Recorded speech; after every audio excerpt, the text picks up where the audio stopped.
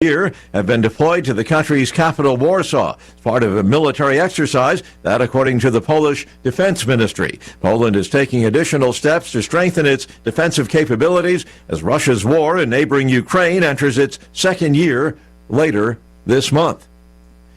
News and analysis at townhall.com. And Russian forces stepping up the pressure as the Ukraine war anniversary draws near. Ukrainian officials say the Russian forces' strategy is to tie down Ukrainian troops with attacks in the eastern Donbass as Moscow assembles additional combat power there for an expected offensive in the coming weeks. Military analysts believe the Kremlin's forces may be probing Ukrainian defences for weak points or could be making a deceptive probe while preparing for a main thrust through southern Ukraine. President Vladimir Putin's hungry for some battlefield success, especially securing illegally annexed territory in eastern Ukraine to mark the anniversary of his invasion on February 24, 2022. I'm Charles de Ledesma. And again on Wall Street as we near the opening bell later this hour, stock futures mixed, Dow futures down 117, NASDAQ futures up 4 points.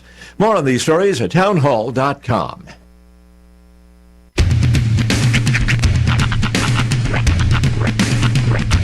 What in the wide world of sports is going on here? I promise you, whatever scum did this, not one man in this force will rest for 1 minute until he's behind bars. Now let's grab a bite to eat. Yeah, come on. I feel the hot wind on my shoulder and the touch of a world that is older. I hit the switch and check the number. I leave it on and then I slumber. I hear the rhythm ringing through it. Flamenco guitar and cumbia music. I hear the talking of the DJ. The devil listen, what does he say? I'm on a Mexican radio. I'm on a Mexican radio. Broadcasting live from high atop the J.P. White Building in downtown Roswell, New Mexico. It's Mornings with Mike Winters on 106.5 Roswell's Talk FM. Is that what I sound like when I talk? Now, here's your host, Mike Winters.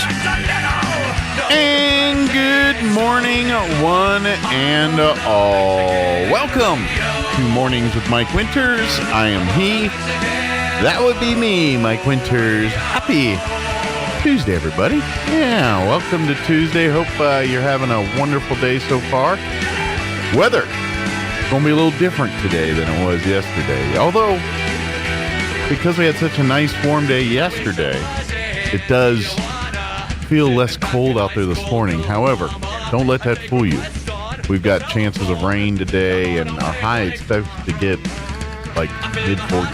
We're not low 40s. Not even getting out of the 40s. So, cold day today. Not the. It still feels pretty cold. Yeah, it's not bad. It's just it's supposed to get windy, or not a little windy, a little rainy, a little snowy. I was actually worried about putting up the weather, how to word the weather this morning. You got a whole cocktail of everything going on here today. You got 30% chance today, and you got 20% chance later. Yeah. But it also says slight chance also later tonight. But so you're saying there's a chance. Yeah. But then they tack it all on the end with little to no snow accumulation expected. So if you're looking for snow in the accumulating form, probably not going to see that. But could see some moisture. Definitely going to be cooler, probably a little windier. So prepare accordingly. Mm-hmm. So. There's a breeze coming in right now. Summer breeze makes me feel fine. Anyway, yeah, so just bundle up a little bit and then, do what you do. But it's another weird weather day in southeast New Mexico. Still wintertime, so it's to be expected. It is February, and the groundhog did see the shadows. It did. Mm-hmm. 6 more weeks of winter, whatever that means. I can't remember if it's not or did. I forget. No, it's if he doesn't see a shadow, that means early spring. That's what it is. Okay. Yeah. Which is kind of weird to me because it's like, well, if it's cloudy, wouldn't that mean more winter? You're putting too much thought to the groundhog. He also goes up to the mayor of Punxsutawney and whispers in his ear in groundhogese. So, I mean, mm-hmm. Do you know the first year they ever did it, that they ate the groundhog? They cooked them, yeah. Yeah. They said it was quite tender. So let me ask, did all the frivolity that we see in Punxsutawney, Pennsylvania happen because of the movie? Or were they doing that before the movie? I feel like there was a niche group that was doing it before the movie, but the movie put a spotlight on it, and now it's become a huge thing. Yeah. So, like, Punxsutawney, Pennsylvania actually has all the festivals and all the things. Like, I'm sure the year after the movie came out, that festival was, like, the most attended it's ever been. Yeah. I wonder how one gets to claim something like that. Like, why didn't, I don't know. It's a superstition. I know, but why didn't, say, I don't know, Paris, Texas decide they want to have a groundhog or an armadillo or something? I don't know. That's a good question. Why didn't they? Why is Punxsutawney, Pennsylvania the official weather groundhog of the United States of America? It does seem odd that they got the designation, because I mean, there's all the little cities in America have those like weird festivals, you know, like the weird things. Like the town I grew up in, Medill, Oklahoma. Yeah, we had something called the Sand Bass Festival. And it sounds normal to me to say the Sand Bass Festival, but to anybody else, they're like, what the hell is a sand bass? That's true. It's the official fish of Lake Texoma. But we have the Dirt Ninja Festival every year. But if you go to Oklahoma and you say, oh, yeah, I saw him at the Sand Bass Festival, that's totally normal. Like, people would look at you, oh, okay, go ahead. Anywhere else in the country, like, the what now? So, yeah, it's one of those like weird the sand things. whale. Yeah. Like, maybe we should adopt, like, the chupacabra, you know? Yeah. Oh, let's see if the chupacabra saw a shadow. We bust out the chupacabra. It's like... he doesn't see the shadow. 6 more weeks to winter. The chupacabra didn't see his shadow. The La Llorona didn't see his shadow. Doesn't West Virginia have, like, all kinds of mythological creatures? Or they're called West Virginians. They're called inbreds. Well, no, they have like the Mothman over there, I think, or something. They have a lot of alcohol. In That's West just Virginia. Jim. He comes out on Wednesdays. They have a lot of alcohol and mountains and not much to do. That's what they got going on in West Virginia. So yeah, it comes up with Mothman and Goatman and a lot of other things. Country roads. Oh man! Well, happy Tuesday, everybody. Yes. Whatever, however you get your weather, it's going to be cold today. Mm-hmm. Whether it's via groundhog or chupacabra, it's going to be a little chilly. So today. plan accordingly. Yeah, I do have a full slate for you for today's show. Let me give you the rundown, if you'd like. Here in just a few minutes, Robert Sherman with the Walker Aviation Museum is going to join us. He pops in each month, gives us an update on things happening at the museum, talks a little history with us too. Mm-hmm. Actual history, not the Michael Jackson's his story. Right. Sorry, just to clear that up. And then in the 8 o'clock hour, about 8:15, we're going to play an interview. Yesterday, Congresswoman Teresa Ledger Fernandez joined me for a conversation for a few minutes, talking a little bit about tonight's State of the Union address, talking about her guest for tonight's State of the Union address, a Roswellian. Will be joining her for the State of the Union tonight. So she talked a little bit about that and talked a little bit about she was named to the House Rules Committee here a couple weeks ago. So we talked a little bit about that. So about a 15-minute conversation with Congresswoman Fernandez. So we'll play that for you here in the 8 o'clock hour. And then you'll enjoy the 9 o'clock hour. I did. Mm-hmm. And we haven't had it yet, and I loved it. And we haven't even had it. Now, Robin Scott joined me yesterday. Yes. And we recorded an interview, which you will hear at 9 today. You recorded a concert. I did. Mm-hmm. Every time Robin comes in, I had to emergency, so I had to bail halfway through, but I was rather enjoying it in the other room. Oh yeah, Robin was in here jamming out yesterday. So this Friday, Robin and of course his now kind of partner in crime for many of his concerts and things, Jet Black. Both of them are going to be doing the 3rd annual Blues and Oysters event this Friday night at the Liberty. Bloysters. Yes. So come for the blues and the oysters and stay for good times. But they had their first one, which was a big fun thing. And then the second one took place right about when they were letting everybody out of COVID again. Mm-hmm. And so it was huge, packed, standing room only. So they're hoping for another fun time this Friday night. Robin brought his very nice, very rare, expensive guitar with him. A Dobro, I think is what we call it. Dobro. I don't know what he calls it. Oh, yeah. He was playing on a Dobro? Well, I don't think it's quite that, but it's something with very... the steel plate on the front. the whole thing was like steel. Yeah. Yeah. So it's a completely different sounding guitar. Yes. The Dobro. I'm a huge fan of Dobro guitar. And I don't remember if he said it's an actual Dobro or like a. But anyway, it's If a very it's the one valuable that looks like it guitar. has a hubcap on the front where like the sound hole is, then it's a Dobro. The only difference with this entire guitar was made of Was metal. made of the metal. Yeah. That sounds cool. Well, he explains it in there. I think it's a Dobro adjacent. Okay. Something. But Okay. it's a very rare, valuable guitar. It's like. Well, anyway.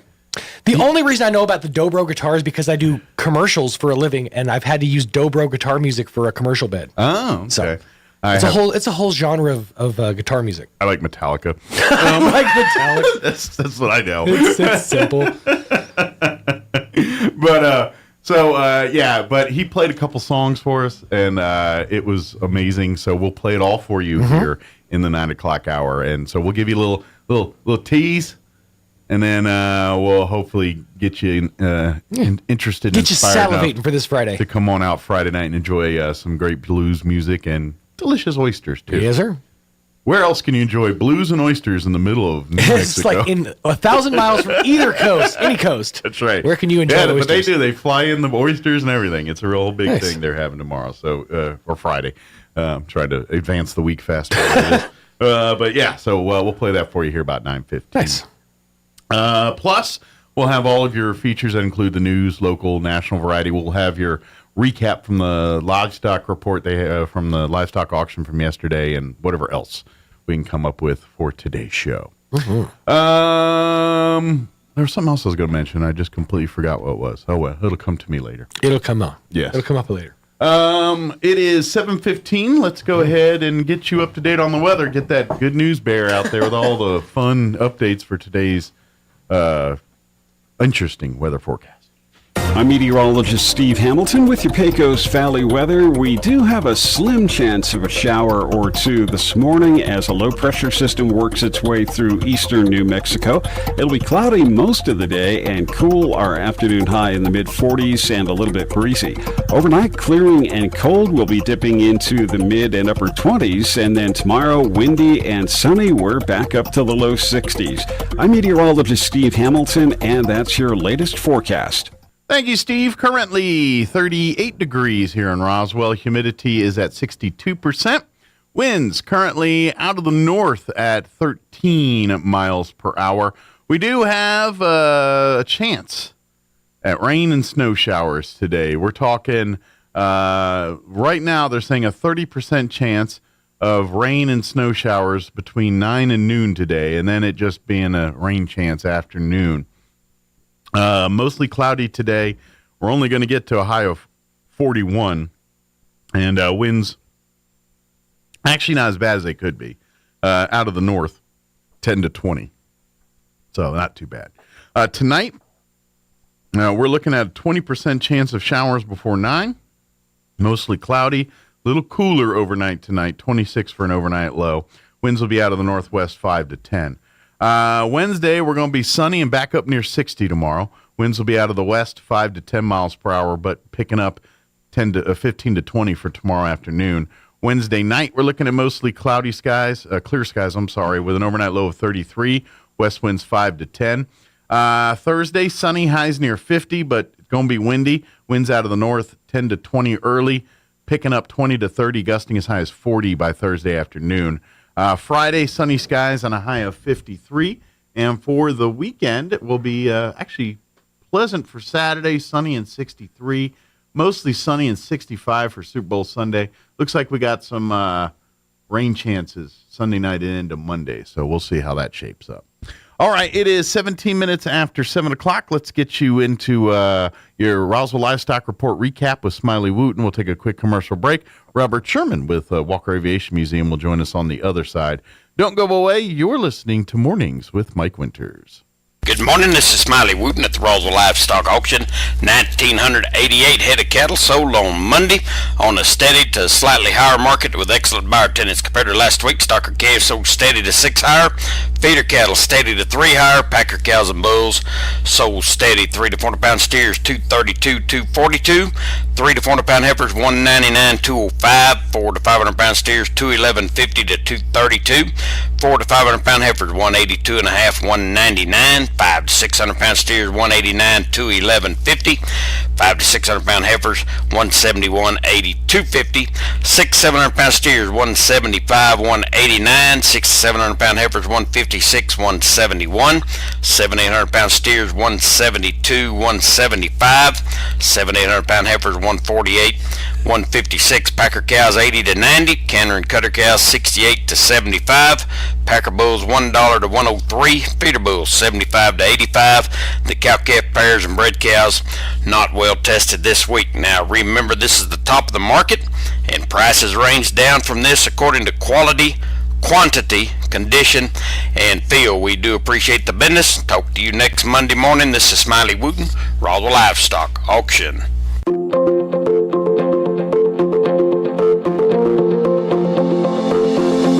A comedian once said, "No one can tell me anything, not even myself."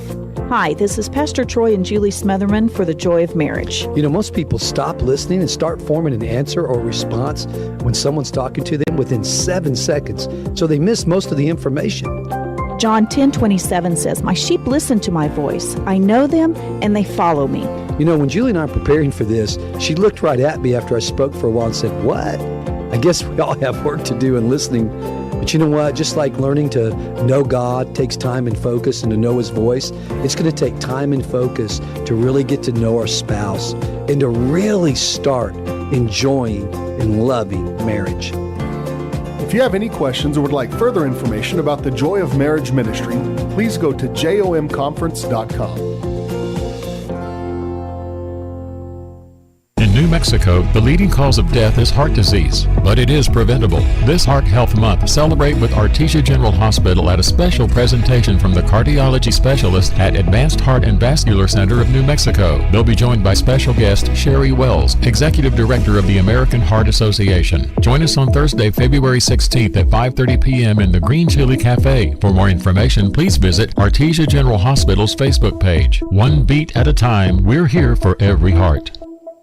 This is Sheriff Mike Harrington. Catalytic converter theft has exploded in Chaves County. Your catalytic converter is worth big money in the wrong hands, so thieves are cutting them from your vehicles, big and small. With no serial numbers, law enforcement can't prove they're stolen. So what can you do? The Roswell Nissan Catalytic Converter Permanent Stamping Service. This quick and easy service permanently stamps part of your VIN number on the converter. It only takes about 20 minutes for a discounted price of $70. Call 575-625-2111 or schedule online at roswellnissan.com. Here's a Mornings with Mike Winters fun fact.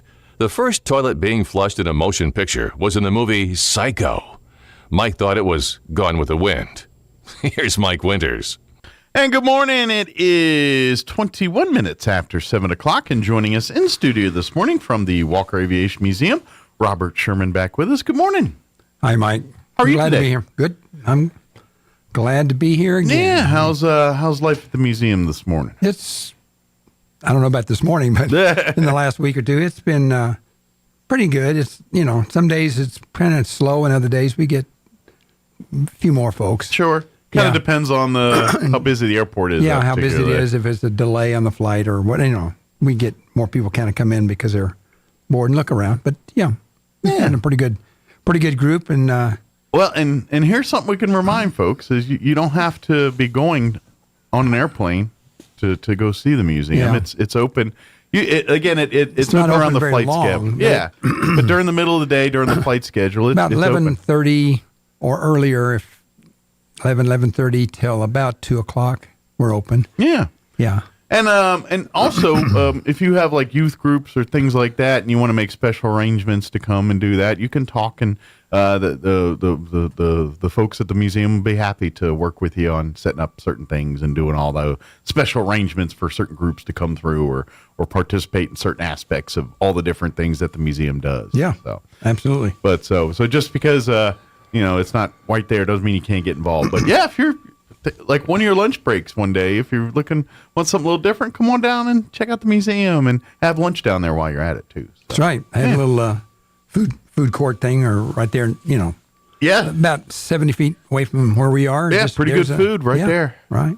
So yeah, we're, people don't know exactly where we are. We're just about 50 feet from the TSA check-in inspection area, right there at the air terminal.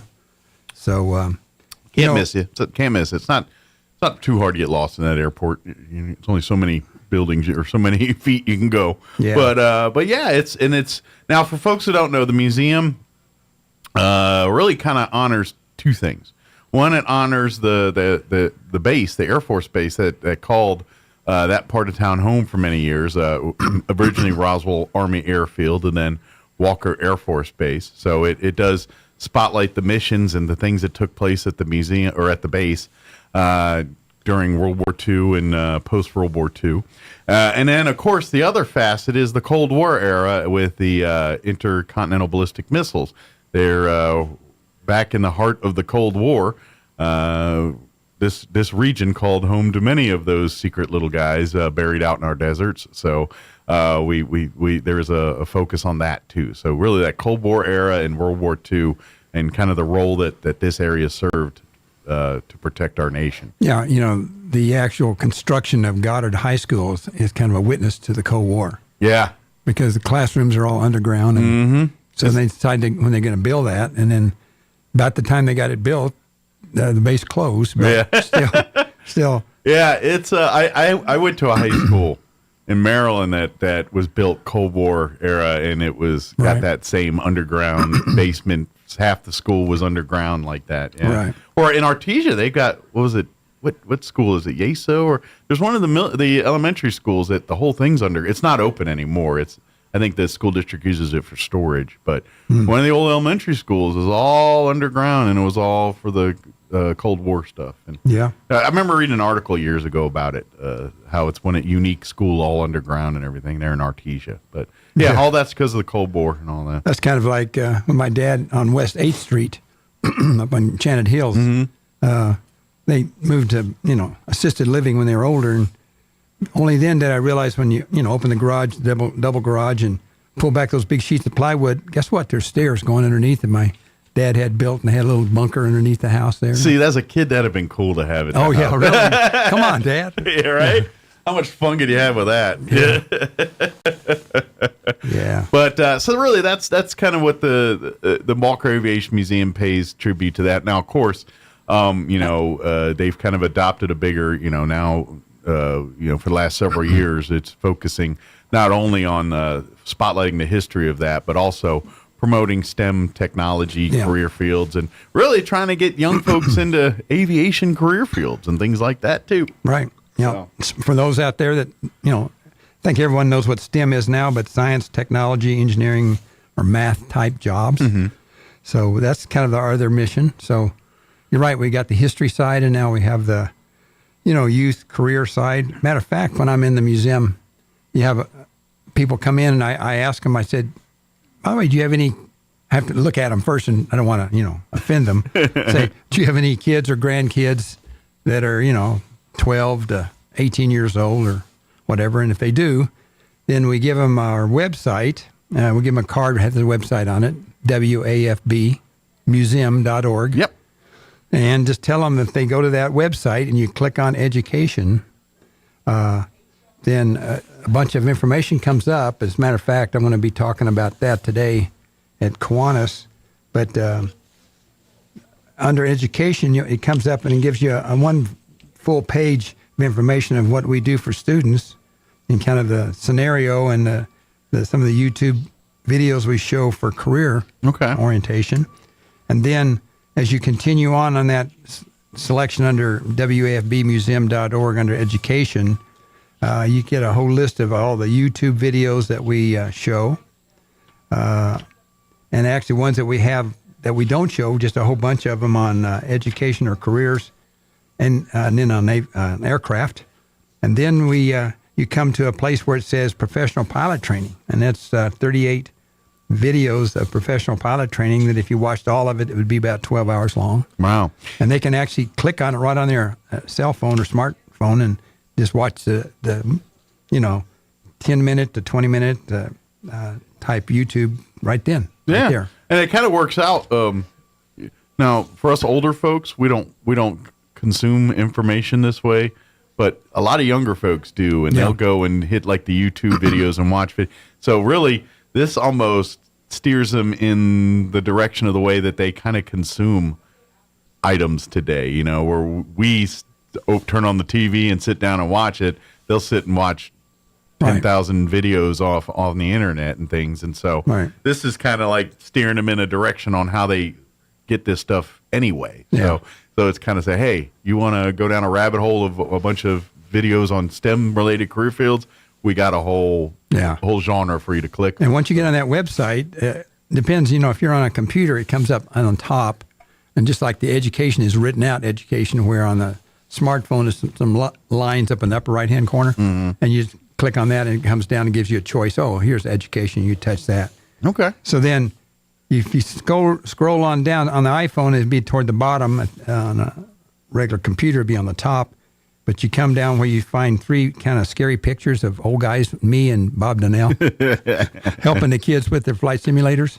And right above those color photos is a little block that says the comprehensive list of STEM jobs. Okay. So you can click on that and you go to a different website. As a matter of fact, I found out later that's the same website that Goddard uses. Maybe Roswell High does too. Okay. But it's a website that lists right there in front of you 331 jobs that are associated with science, technology, engineering, and math. Nice. And what's interesting about those is you can click on one, whether it's, it's just amazing when I look at that list, like, man, I never heard of those jobs.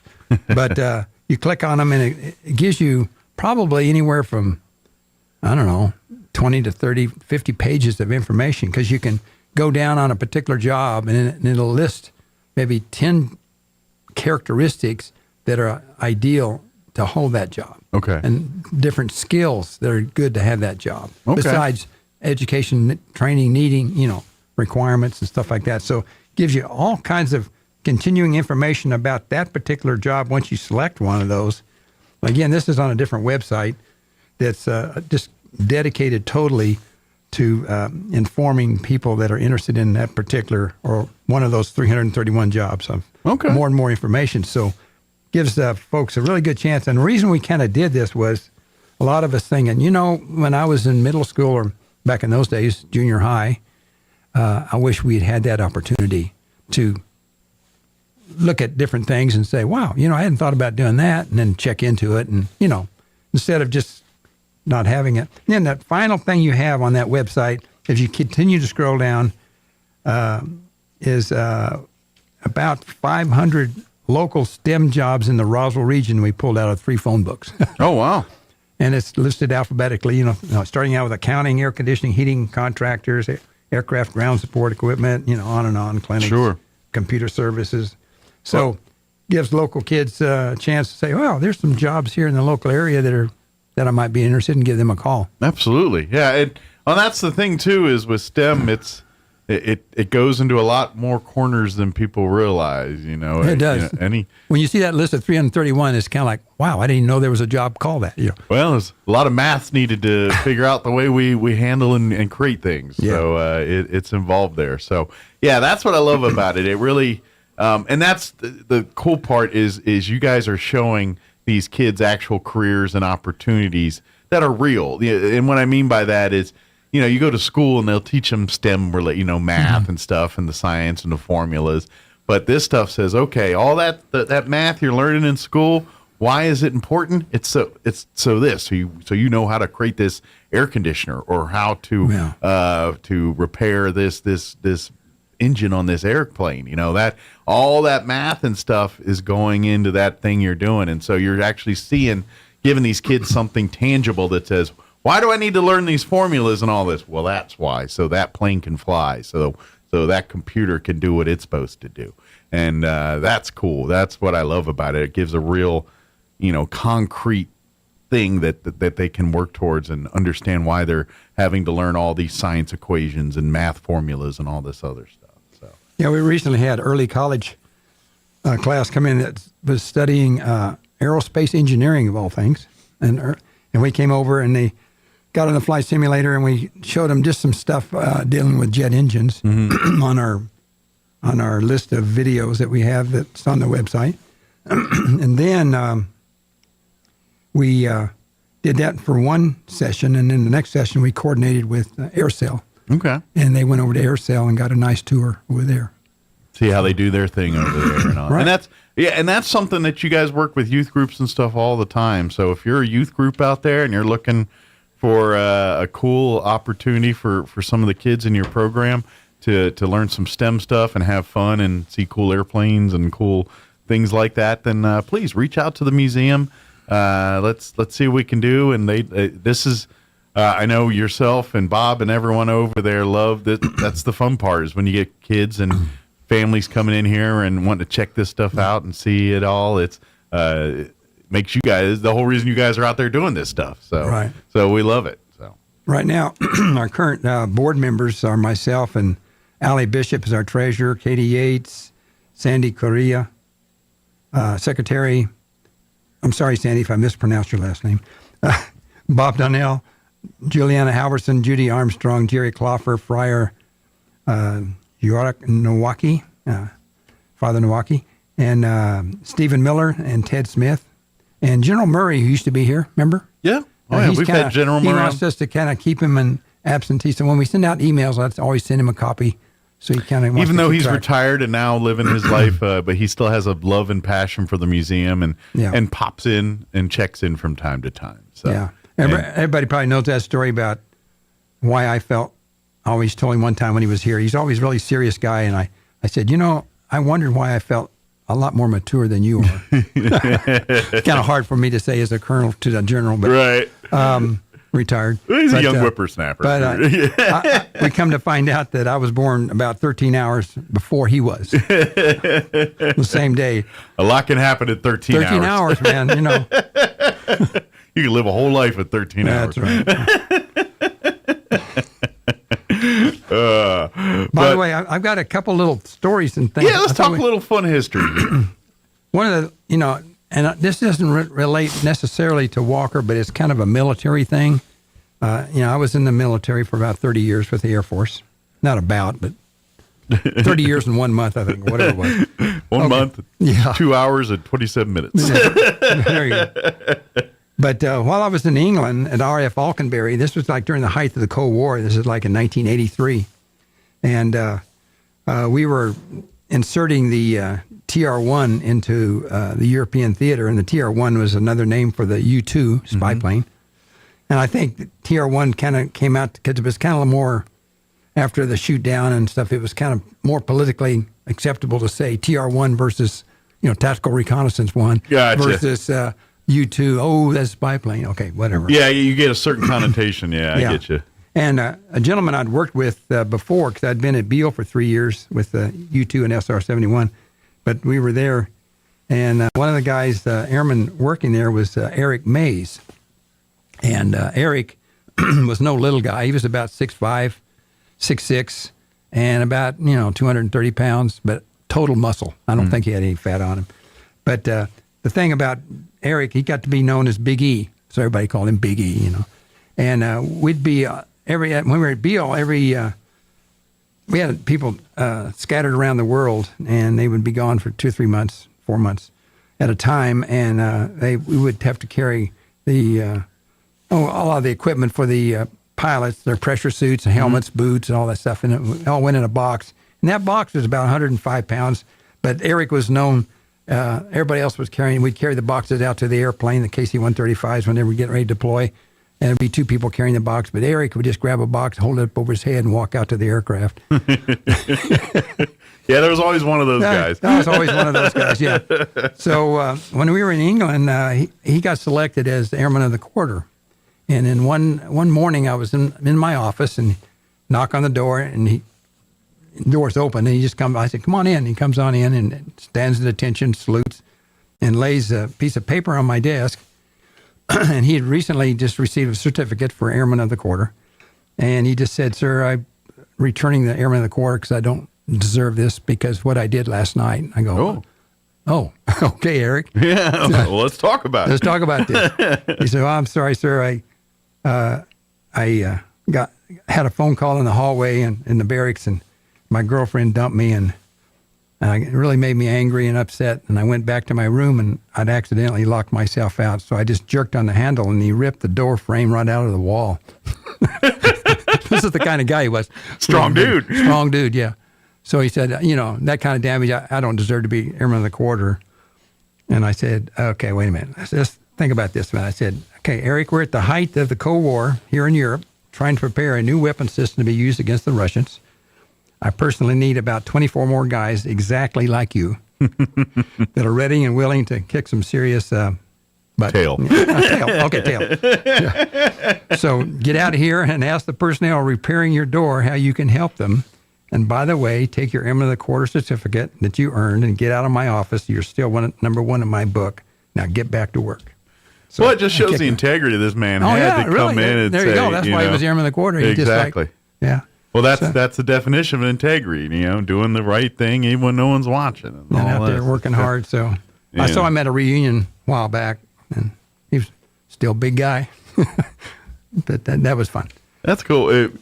I imagine that's got to be like when you do that. Do you see the personality still in them when they're? Oh yeah. Because I imagine a guy like that. Do you instantly picture him from? Yeah, Big E is always going to be Big E. Just that's cool. Big Eric Mace. And to be honest, those are the kind of stories of people. It's like, why do you love the military? And why was it your time in the military? It's stories like that. You're like, that's why. That's the great part about the United States. And there's military. several stories, I could tell that there are things that happened that were kind of embarrassing for us, or something happened and it was kind of funny. We all look back on it and chuckle. Sure. At the time, we weren't chuckling, but right. Yeah. Oh yeah. Hindsight makes things a lot funnier sometimes than it did when it was going down. The 4-star, commander of Strategic Air Command showed up at Alconbury, and we were going to show him some stuff, and. We're all standing at attention, and our wing commanders there were all lined up just like little soldiers, getting ready to meet the general when he gets off the airplane. Yeah. So the plane comes to a stop, his kind of special modified KC-135, and then a Chief Master Sergeant opens the door and looks out the door, and he says, "How do you expect the general to get out of the aircraft?" At that point, we realized that the stairs that we were going to move up to the plane, somebody in there like, "What the heck's this doing out here?" He went ahead and put it back in the hangar. Oh, so it was no way for the general to get out unless maybe to drop a ladder and crawl down. Hey, jump, I'll catch you. Yeah. So we were scrambling trying to get the ladder back, the proper ladder, so the 4-star could get out of the aircraft. And after that happened, I believe the wing commander appointed a young captain, and he said he's coming back in 3 months. You're going to make sure that if that ladder's not there, you are history. So that poor captain, he was in charge of making sure that ladder was there when that plane came to a stop in the next visit. So. Yeah. Well, see, that they didn't put a lieutenant in charge. They put a captain, so they knew it would get done. That's right. So anyway, those are just little fun stories. At the time, they weren't fun, but... well, that's in the way they were. Yeah, I mean, they are, sure. Because you go back, you probably went home and told your family that night, and everyone had a good laugh about it. The wing commander we worked for, he had a thing about, you could use an umbrella, but oh my gosh, don't let him see you using an umbrella. You just walk around in England with it raining with your just a regular old cap on and just, I'm sorry, that's the way it is. You're just going to get your head wet. That's right. You got to do it. That's not You're military not going issue. to walk around on my base, me as a wing commander, with an umbrella. That's I don't think so. And in England, of all places, where it rained all the time. He says, you don't see Army guys out there with umbrellas, like, okay, we're Air Force, but still, we're going to try to man up a little bit here. See, that's where I always joke. It's like, well, we're smarter than those guys are. We use our technology to our advantage. So. Yeah. Oh, man, that's pretty good. Of course, we'd love to remind folks that, as we said here earlier, we were talking about your board and everything. Always looking for volunteers too. Absolutely. If you would like to be a docent, to put it this way, if you're kind of thinking, well, gee, I'd love to, I love that museum, but it's only open during the middle of the day here. I'd like to.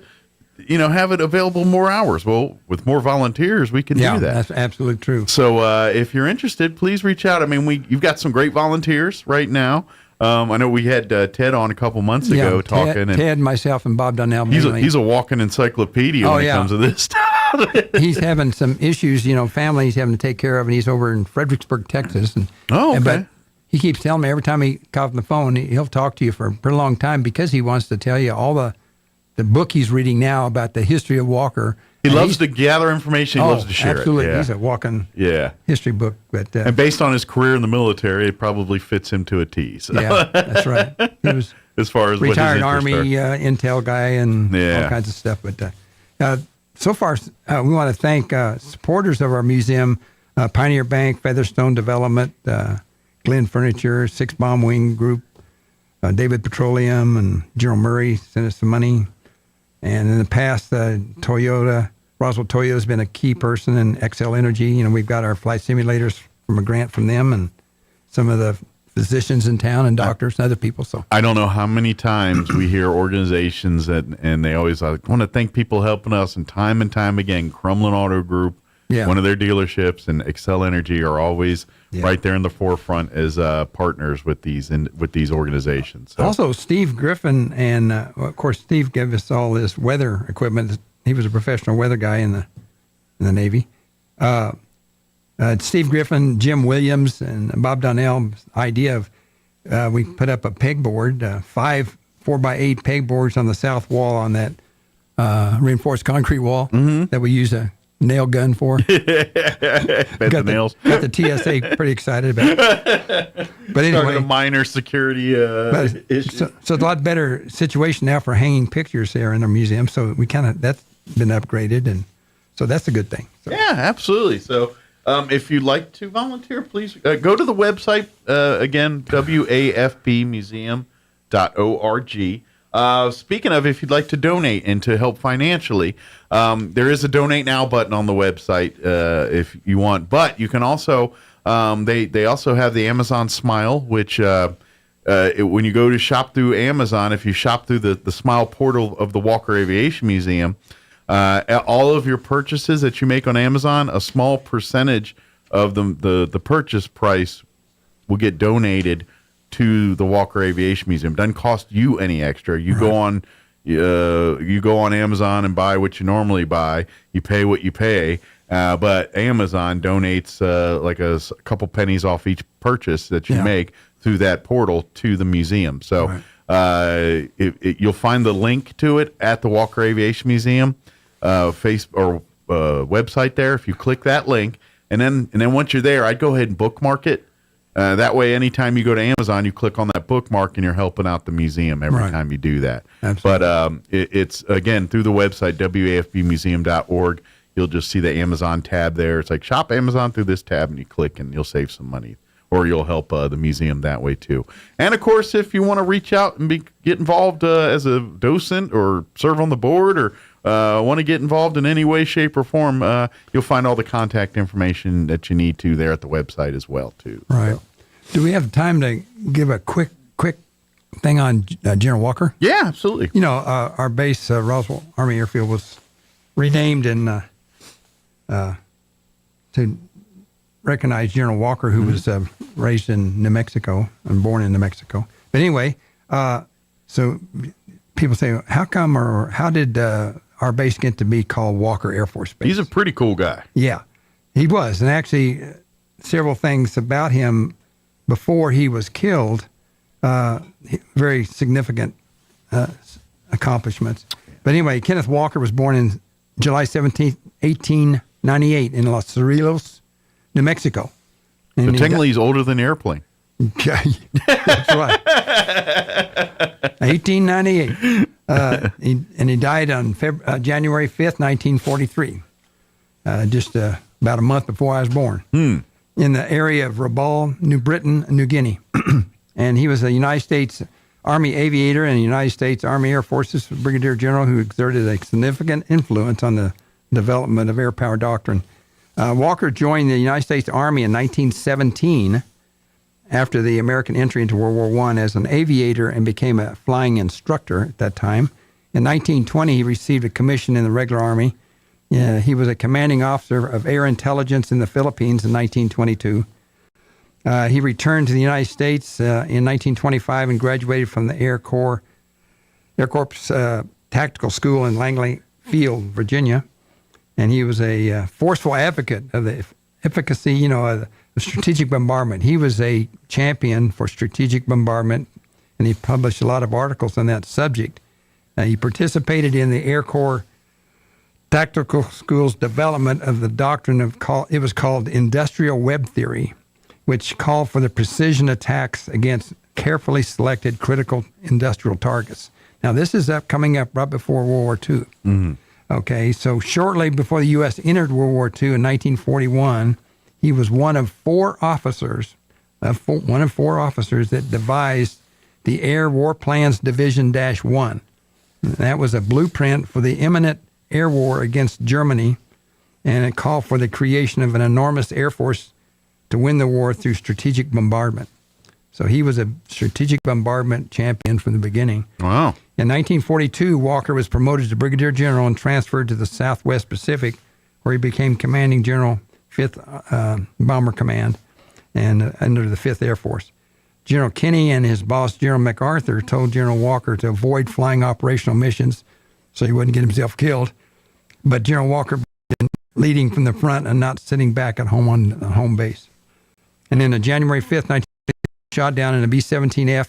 The B-17 was named San Antonio Rose, tail number 458, and killed while he was leading a day-light bombing raid against Japanese shipping in the harbor of Rabaul, New Britain, New Guinea. And he's the highest-ranking missing in action from World War II still. They still have not found his body. Wow. And after his death, he received the Congressional Medal of Honor from President Roosevelt. And some of the other medals he won was, not one, but a Purple Heart, a Legion of Merit, Silver Star, and Distinguished Service Cross. Wow. And in January 13th, 1948, Roswell Army Airfield was renamed Walker Air Force Base. Wow. So interesting. Yeah, I knew some of that. We talked about it here in the past. But a lot of people just mentioned the fact that he was killed in action and got the Medal of Honor, so then they named. But he was a key individual dealing with strategic bombardment strategy. He's kind of one of the early, fathers of tactical, tacticians of air warfare. It's kind of, he's. You look at like our forefathers of our country. He's kind of one of the forefathers of tactical aviation here, and how probably some of the tactics and stuff they even teach today. He had a hand in some of the initial stages of some of that. Obviously aircraft's changed quite a bit in since his time from our time. So I imagine some of the strategies are different, but that it's kind of neat to see his contribution to the big scope of ultimately how we protect our country today. Right. Pretty cool. By the way, one of the things I didn't mention, and I want to thank Juliana Halverson, city council lady. She's the one that got all this information that we accumulated for STEM and got that onto our website, so people can just go to the website and click and get all that information. So thank you, Juliana, for getting that up there. When she's not, being a city councilor and doing all, she loves photography and technology, and she generally is the one who... She's generally what we call the Energized Bunny. Yes. Energizer Bunny. She's always doing everything, helping us out. Absolutely, yeah. Well, she was about 10 different places on the weekend. She's like that every weekend, but, it's kind of... So odds are you've seen her at somewhere. That's true. Good deal. But come on out. Come visit the museum. Come out today. Come out, but like I said... Yeah, Bob Donnell's out there today holding down the fort. So. Come down and visit Bob and ask him some questions and check out all the stuff down there. And like I said, it generally follows the flying schedule. So, around middays, you go there around lunchtime.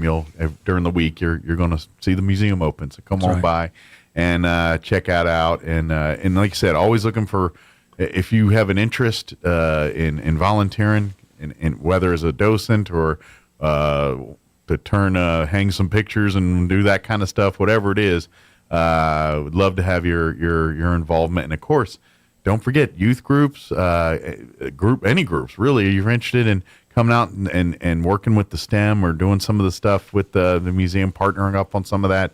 Don't hesitate to reach out. I That's what they do. They work with groups all the time trying to give them opportunities to get exposed to all this STEM technology. So that's right. Good deal. Did we get it all, Robert? Well, not all. Oh, yeah, we got all for now. All we can get for now. Yeah.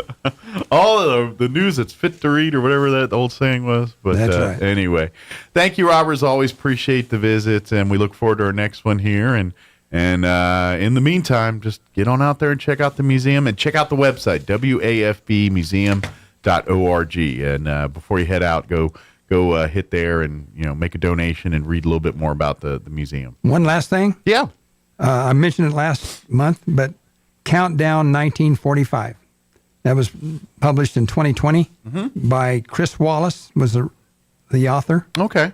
The number one bestseller. Really easy to read. It's the countdown as starts out, several months before dropping of the bomb in Hiroshima. But it talks about all the stuff going on with Truman and stuff like that. But it's very easy to read.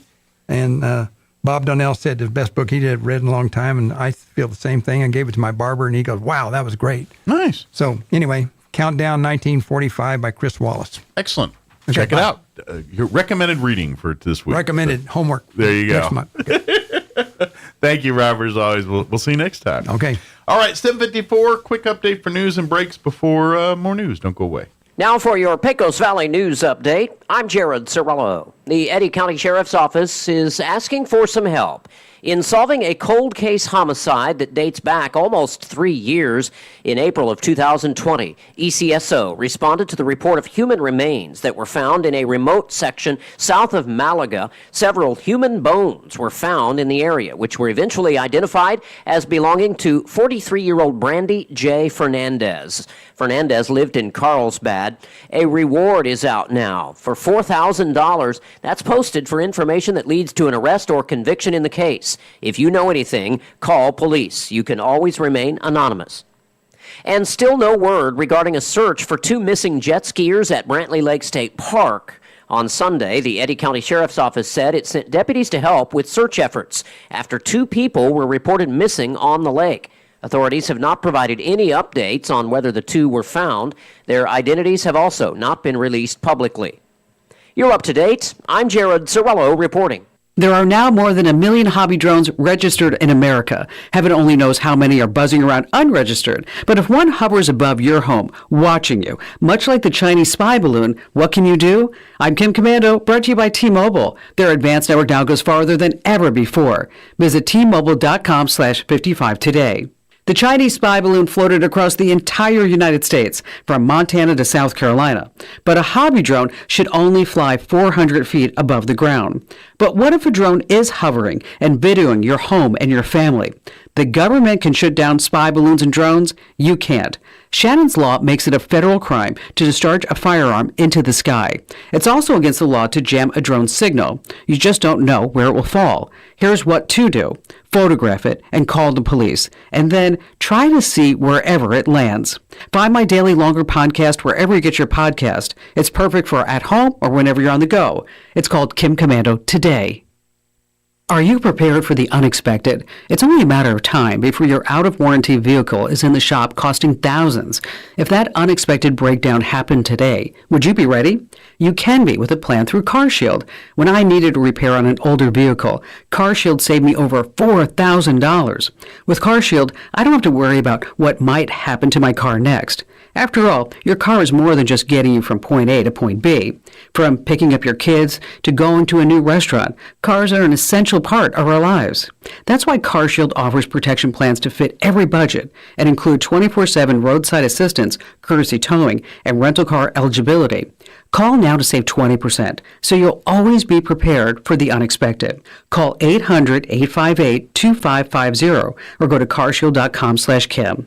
That's 800-858-2550 or visit carshield.com/Kim to save 20% today. That's carshield.com/Kim. Jennifer here from Trustmark Roofing, and I know you've heard me say that you can trust Trustmark. but I want you to know what that looks like in real life.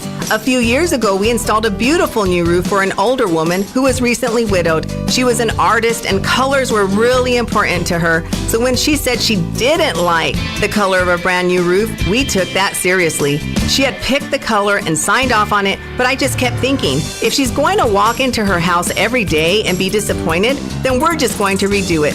So we did. We ripped that beautiful new roof off and replaced it with a slightly different color, and she was thrilled.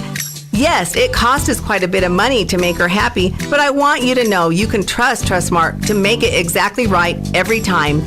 If you have any roofing needs, call us at 575-755-ROOF or find us online at trustmarkroofpros.com. Trustmark Roofing, we put people first.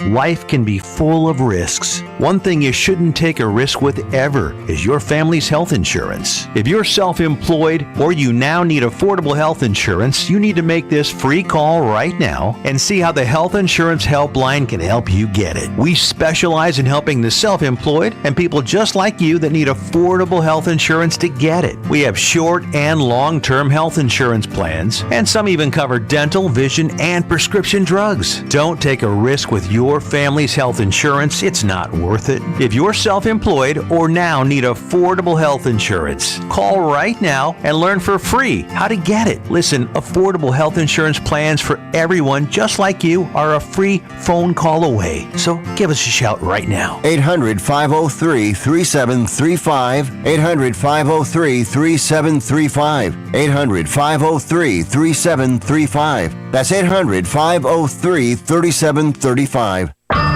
Clyde Lewis and Ground Zero is now in Roswell on 106.5 FM. KEND Roswell.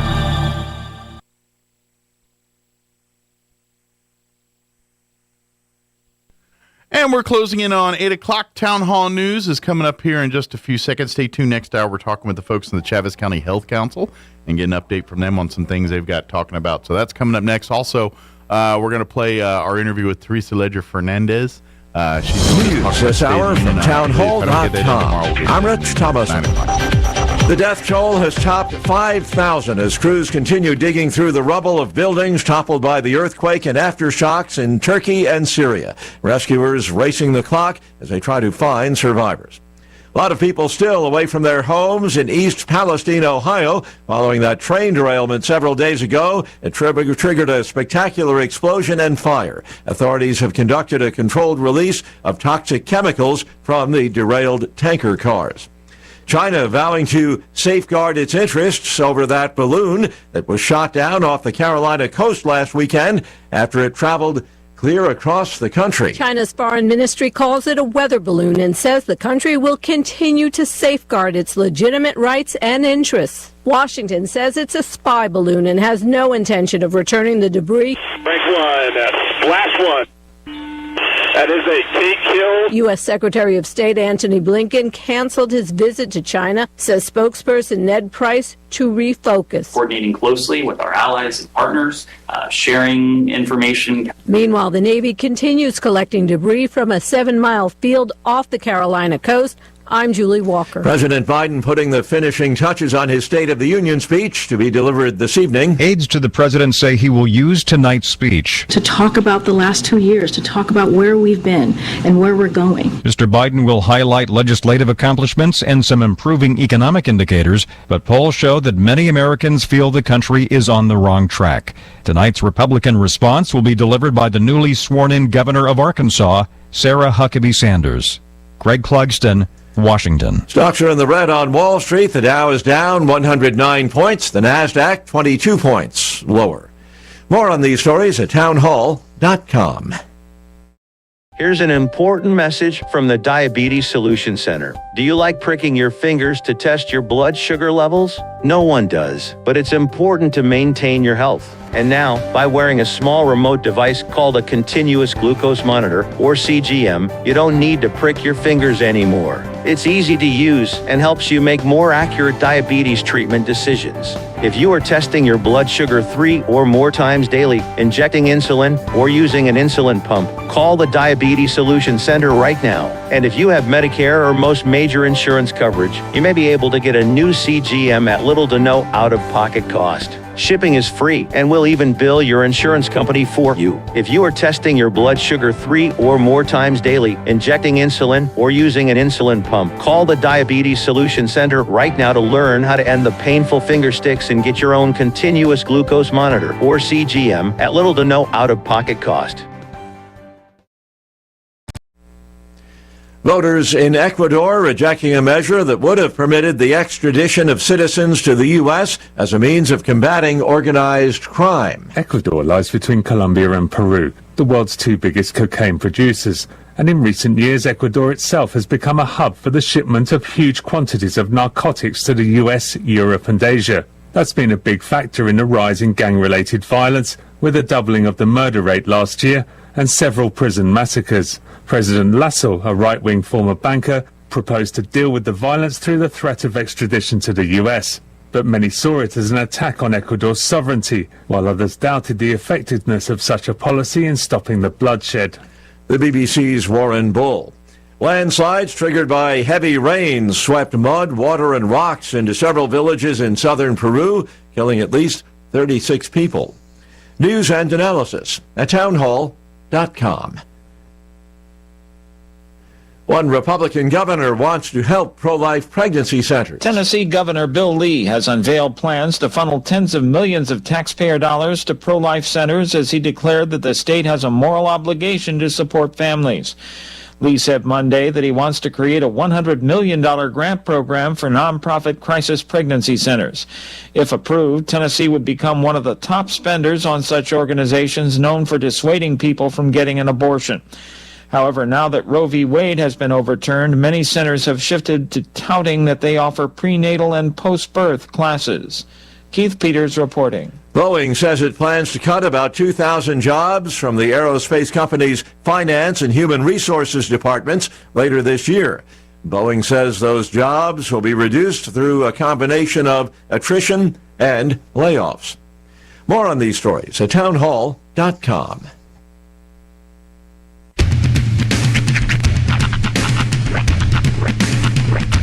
What in the wide world of sports is going on here? I promise you, whatever scum did this, not one man on this force will rest for 1 minute until he's behind bars. Now let's grab a bite to eat. Yeah, come on. I feel the hot wind on my shoulder and the touch of a world that is older. I hit the switch and check the number. I leave it on and then I slumber. I hear the rhythm ringing through it. Flamenco guitar and cumbia music. I hear the talking of the DJ. The travel listen, what does he say? I'm on a Mexican radio. I'm on a Mexican radio. Broadcasting live from high atop the J.P. White Building in downtown Roswell, New Mexico. It's Mornings with Mike Winters on 106.5 Roswell's Talk FM. Is that what I sound like when I talk? Now, here's your host, Mike Winters. And good morning. It is 6 minutes after 8 o'clock. Welcome to hour number 2. The Deuce. Mornings with Mike Winters right here on 106.5. The Deuce. There you go. He had problems with it yesterday, too. Happy Tuesday, everybody. Hope all of you are having a good day so far. We do have a full hour for you, so I'm going to try to get all this in. It's a action-packed hour here. We'll get you update the weather and all that here in just a few minutes. Then right after that, we're going to be joined, of course, Joanne Lopez with the Chaves County Health Council will be joining us, and then also with her will be from Pinwheel Healing Mental Health. We're going to have Nicole Scarpa and I believe it's Alex Bovie. Did I'm saying that right? Bovie. I think that's that. Or Boivey. Yeah. I don't know. I'm butchering it now. She'll get it right for us here in just a bit. But we'll talk all about what Pinwheel Healing Mental Health Services, what they do, and get an update, of course, from Joanne on what's going on with the Health Council as well. Also this hour, I had a chance to talk with Congresswoman Teresa Ledger Fernandez yesterday. Had about a 15-minute conversation with her. Of course, tonight is the State of the Union address.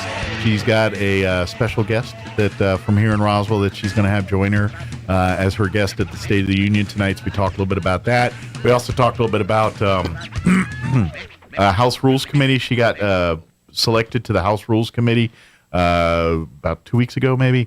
And so we talked a little bit about that. But I'm going to play that or try my hardest to get that interview in here before the hour. Is the special guest a surprise? Yes. Well, I'll tell you who it is. It's the lady that's CEO of CASA. Okay. She was invited by Congresswoman Teresa Ledger Fernandez to be her guest at tonight's State of the Union. So she will be in the audience there in the rotunda, or not in the rotunda, but in the House chamber there for everybody. So yeah, so pretty cool. Before we do any of that, let's. So we got to get going. So yeah, I'm doing this. Let's go. We're hopping and shaking and moving like a well-oiled thing. That's oiled. It is 8:08. Let's get you up to date on the weather. I'm meteorologist Steve Hamilton with your Pecos Valley weather. We do have a slim chance of a shower or two this morning as a low-pressure system works its way through eastern New Mexico. It'll be cloudy most of the day and cool, our afternoon high in the mid-40s and a little bit breezy. Overnight, clearing and cold. We'll be dipping into the mid and upper 20s, and then tomorrow, windy and sunny. We're back up to the low 60s. I'm meteorologist Steve Hamilton, and that's your latest forecast. Thank you, Steve. Currently 40 and overcast here in Roswell. Humidity is at 60%. Winds says out of the north at 15. Although those trees are, that might be on point. I wasn't seeing tree movement, but now I see it. Today, it's not like yesterday. It's going to be a lot colder, rain, and maybe even a slight snow chance here, but mostly rain. We are looking at a 30% chance of rain and snow showers here till about 11, then it just being rain after 11. Mostly cloudy, high of only 41 today with north winds 10 to 20 miles per hour. Tonight, 20% chance of rain showers till about 8 p.m., otherwise mostly cloudy with an overnight low of 26. Winds will be out of the northwest at around 5 miles per hour. Warming up a bit for tomorrow, sunny, highs back near 60. West winds 5 to 10 early, 15 to 20 for tomorrow afternoon. Clear skies tomorrow night with an overnight low of 33 degrees, west winds 5 to 15. Then glance at the rest of the week, sunny and 50 for a high Thursday. Winds will be a-blowing, though, out of the north, 15 to 20, increasing 25 to 30, gusting as high as 40 miles per hour. Friday, sunny skies, 53 for a high. And then for the weekend, sunny and 63 for your Saturday. Mostly sunny, 65 for Sunday and the Super Bowl. Rain chances, 20% for Sunday night and into Monday. But got a few days between now and then. All right, it is 8:10. We're going to take about a 2.5 minute commercial break, and then we'll have the folks from the Chaves County Health Council join us on the other side. Don't go away. You're listening to Mornings with Mike Winters. If you need a Kubota that works and plays hard, stop looking. You'll find everything you need at Amigo Machinery. When it comes to tough Kubota tractors, mowers, construction equipment, and utility vehicles, all with low-rate financing, Amigo Machinery is your one-stop shop. We are passionately committed to providing our customers with the highest quality products, most innovative solutions, and services delivered with integrity and professionalism. Stop by Amigo Machinery in Roswell or see us online online at amigo-machinery.com. Here is your chance to get the furniture you've been dreaming of. Hi, this is Melanie from Glenn's Furniture, and it's time for a sale. We are giving additional discounts on everything in the store. That new bedroom set you've had your heart set on, a dining table for new family members, even artwork to enhance your space. It's all here right now at discounted prices. Don't miss out on this rare sales event. Come see us at Glenn's Furniture on the corner of Union and Alameda, where delivery is free since 1953. Listen, you want a pizza? You can get one of those anywhere. But if you want authentic, traditional, brick oven-style pizza, forget about it. There's only one place in town, our Pizza Center in Roswell. I'm talking about authentic pies using authentic ingredients. Plus, pasta, salads, wings, subs, burgers, and a whole menu chock full of your favorites. You can dine in or have it delivered up to 5 miles. Open Monday through Saturday, 11 a.m. to 10 p.m. at 505 North Main in Roswell, or check out RoswellPizzaCenter.com. And hey, mention you heard it on the radio and buy one pizza, get one free. Our Pizza Center, a taste of the old world, right here. Eastern New Mexico University in Portales is proud to offer potential students the opportunity to attend ENMU tuition-free with the New Mexico Opportunity Scholarship. And now we are proud to announce the newly created Freshman Hound Housing Room Grant, which will allow students the opportunity to receive up to $3,000 per year off their housing costs when living on the ENMU campus. For more information on how ENMU is making higher education more affordable for you and your family members, visit enmu.edu. Eastern New Mexico University. Student success. That's what we're about. Roswell Skin Center is here to provide comprehensive skin care to southeastern New Mexico in a friendly and warm environment. Dr. Cometti and his team continue to offer a full scope of medical and cosmetic dermatology services, from treating skin cancer to helping you look your best. Roswell Skin Center is proud to introduce Anna Ingalls, licensed esthetician who specializes in cosmetic treatments including laser rejuvenation, hair removal, facials, chemical peels, and more. Anna is accepting new patients, and when you schedule your first treatment, you can receive $50 off and begin earning valuable discounts to be enjoyed throughout the year. Schedule with Anna by calling 575-208-2509, and for more info on our services and rewards, go to RoswellSkin.com. Here's a Mornings with Mike Winters fun fact. Elephants use these skin folds on their bodies to crush mosquitoes. Mike Winters uses his to hide M&Ms. Here's Mike Winters. Got a couple in there now. Good morning. It is 14 minutes after 8 o'clock, and joining us in studio this morning, Joanne Lopez, back with us from the Chaves County Health Council. Good morning. Good morning. And then joining us also with Pinwheel Healing Mental Health. Did I get that right? Yes, sir. All right. Now, part 2, do I get right here? I think I got it right the first time, but we have Alex Bovey and also Nicole Scarpa as well. Yes, sir. Good morning, ladies. How are you doing today? Doing well. How are you? Doing good, good. Okay, of course, now, Joanne, obviously, for folks that aren't familiar, the Chaves County Health Council, they are your resource.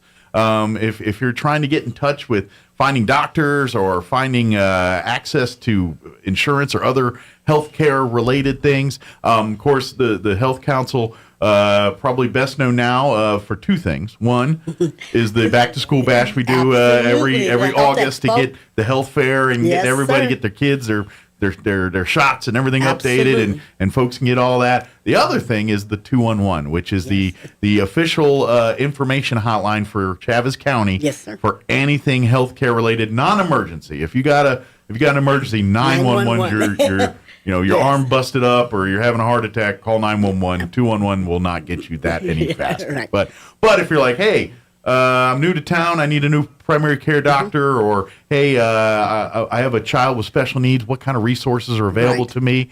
211. That's where we're talking about. Absolutely. Here. And for any organization listening, if I do not have your information, give me a call at 211 so we can get your information and I can spread the resource. Yeah, absolutely. That's good. And by the way, if you want to learn about like the next Chaves County Health Council meeting and those kind of 211 will help you out there Absolutely. too. They'll be happy to do that. But really, one of the things that Joanne and the Health Council have been doing the last couple months is bringing some of these services of which you can find out about through 211.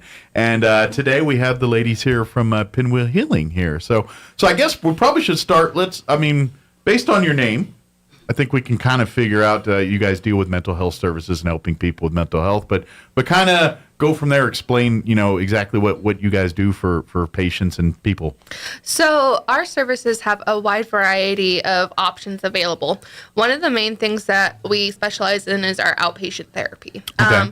Most of this is through Zoom. There's a few options like in Albuquerque, Taos, Raton, where they do have those in-person finesse, but mostly in Roswell, because we're just getting started here, we haven't gotten an in-person therapist. Sure. What me and Nicole do is we do CCSS, also known as Comprehensive Community Services. Okay. And so basically, I like to explain it as wherever your point A is and you want to get to point B, we're going to help you. Gotcha. Yeah, so let's just say that you have a goal of losing weight. We can go to the gym with you. Okay. If you have a goal of getting into a house, we can help fill out HUD vouchers. We can help look for apartments. We can help look for those types of things. Sure. So whatever effort you're willing to put in, we match it and Gotcha. So basically, it's kind of whatever you need. So if it's, part of it is I got to lose weight, but I'm not motivated to go to the gym. I need that motivation and help and inspiration. And you're like, all right, well, guess what? Meet us at 6 a.m. at the gym. We're going to take you to the gym, Or if it's like you said, I'm new to the area or I'm just out on my own and I have no idea how to fill out these insurance paperwork or whatever. Okay, we can sit down and go through that with you here. So really it's like, okay, what variables are your hurdles right now? Let's see what we can do to clear those so you can get to the next step in your whatever your end game is, recovery or whatever you're trying to do, lose weight or whatever. Well, while working on the mental health side of it as well. Sure. Because it just kind of a holistic approach to your healing. I mean, people are really suffering, I think, coming out of the pandemic and dealing with prices and dealing with children going back to school, still getting sick. Everything's kind of hectic and I see a lot of people overwhelmed. And let's face it, people, some people really need help with critical thinking and navigating that stuff. And, if you never had that training or don't understand it, and so so part of it is also just educating and helping people. And it's like, hey, what tools are you missing to be on your own? And how can we give you those tools, Yeah, we really like to put our services into 5 domains. So it's independent and community living. Then we have work and employment, education and learning, social, and then recreational. Okay. And so those are our qualifying factors. So I feel like the first 3 are pretty obvious, but like with social, it's like, how are you maintaining and keeping relationships? What are your current relationships? And recreational is, are you sitting at home, scrolling through TikTok, watching Netflix, doing absolutely nothing? Or are you actually getting out there and being able to fulfill your time in a wholesome way to help your mental health? Sure. And I imagine, too, you got generational issues, too, in some of that. Yeah. So obviously some older folks may not be as embracive, not willing to embrace more modern, TikTok, social medias and things like that. And then obviously we've just coming out of a COVID pandemic. And for a good year plus there, if you wanted to communicate with people, that was kind of the way to do it. So I imagine you probably, it ebbed and flows where people that were less willing to do, computer or technology things through phone or Zoom. And, some people just, that's not my thing, And so we all had to learn some of that, I think, during COVID. But I imagine those people, just because you don't know how to work TikTok doesn't mean you don't like hanging out with people and meeting them and doing their thing. And so for some of those folks, it really was a void for a couple of years. And so and I don't care what you say, you get left to your own devices for a long period of time, it messes with you. Yeah. I don't care how mentally sound you are or unsound. At some point, things are going to start making sense to you that they weren't making sense a year ago. Yes. And that's where your mental health, and that's what we're talking about here. And that's because even the most regimented mental health person we is see it going with to our have children. I mean, you can't tell me you haven't seen your kids get on the games for about an hour and come off irritable. Sure. I've tried to figure it out, but I can't.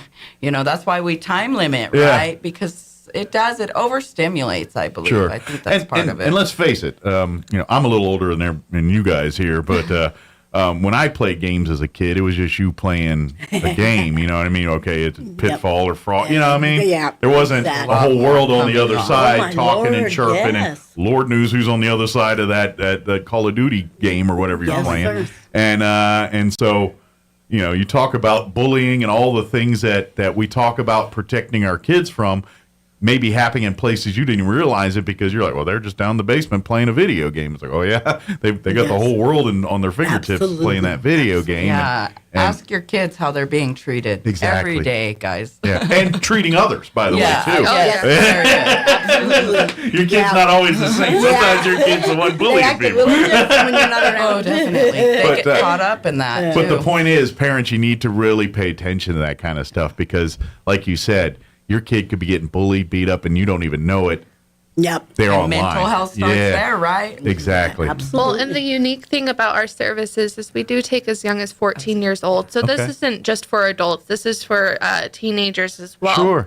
And the other things that we do offer are things like IOP. So intensive outpatient treatment. There we go. And then we are trying to get a IOP, so an adolescent IOP. Okay. And this focuses on people who are in recovery. Okay. So centralizing around like drugs. And that's one of the things that me and Nicole deal with a lot with our services is helping people get sober, stay sober, and walk that path of just being sober, which is really difficult. Well, and let's face it, I think 99.9% of all abusers of alcohol, drugs, addicts are trying to treat a mental health problem. I mean, they self-medicating. Exactly. Absolutely. That's that. That there's things in their life going not well, and therefore they're thinking, well, this bottle or this drug will make me feel better. Sometimes it's as simple as getting them to the doctors for pain management. A lot of it's pain management. That's true too. A lot of people too. They'll have a surgery or something. I mean, I've heard countless stories of through taking their pain meds and being helping addicted. them manage the correct way, coping skills. We have trauma groups, right? They're Yeah, great. we have anger management. Anger We're starting up a management. grief group. Good deal. There's a lot of We just want life to be filled with more quality, better quality. And people also need to understand, even, because let's face it, I imagine when some of these groups, some people come willingly, other people are like, yeah, it's a bunch of hokum, they don't use hokum, they use other words, but you know what I mean? You get the gist. And let's face it, if they're mentally not happy, they're just there. I mean, you tend to look at the world with a glass half empty, and and we all do it. It's like, oh, what a beautiful tree. Yeah, probably gonna die in a month, and then they keep. You know what I mean? We all get that mindset sometimes, and so and that's where you nothing wrong to be a little sarcastic. I love it, but if you're constantly living that life, it's gonna mess with your head. Absolutely. It's going to create issues bigger than you just brushing something off. Yeah. And that's where you guys come in and say, hey, let's talk about this. Let's, that's, I mean, yeah, you have a right to be angry at what you want, but what you do with that and how you do it to people is where we got to say, okay, maybe we need to address this and talk about it and things like that. So I would imagine some come in a little apprehensive, but the point I was trying to make in all this is there's strength in numbers. Whenever you're dealing with depression or dealing with any of some of these things we're talking about here, you feel on an island. You know what I mean? You feel like no one can relate to you, no one can understand you. Unfortunately, you're lying to yourself because, quite frankly, almost every other person feeling like you can relate in some way, shape, or form. Okay, maybe not the exact story is the same, right? But a lot of symptoms are similar there. Something's not going well. And so when other people when other people have walked in the shoes that you walked into, you tend to just gravitate towards they understand, they get you. So these group meetings and things are, even though some people may think, oh, this is just, we're going to sit around and talk about our problems or, what you see on TV, like you see in movies there's science to it, too. There's that part where, you can change your brain. This is science. It's not even hooey-fooey. Yeah. When your brain's been damaged by trauma and addiction, it literally changes. And now we can teach you how to, the skills you need to make that brain react and grow differently. Sure. Absolutely.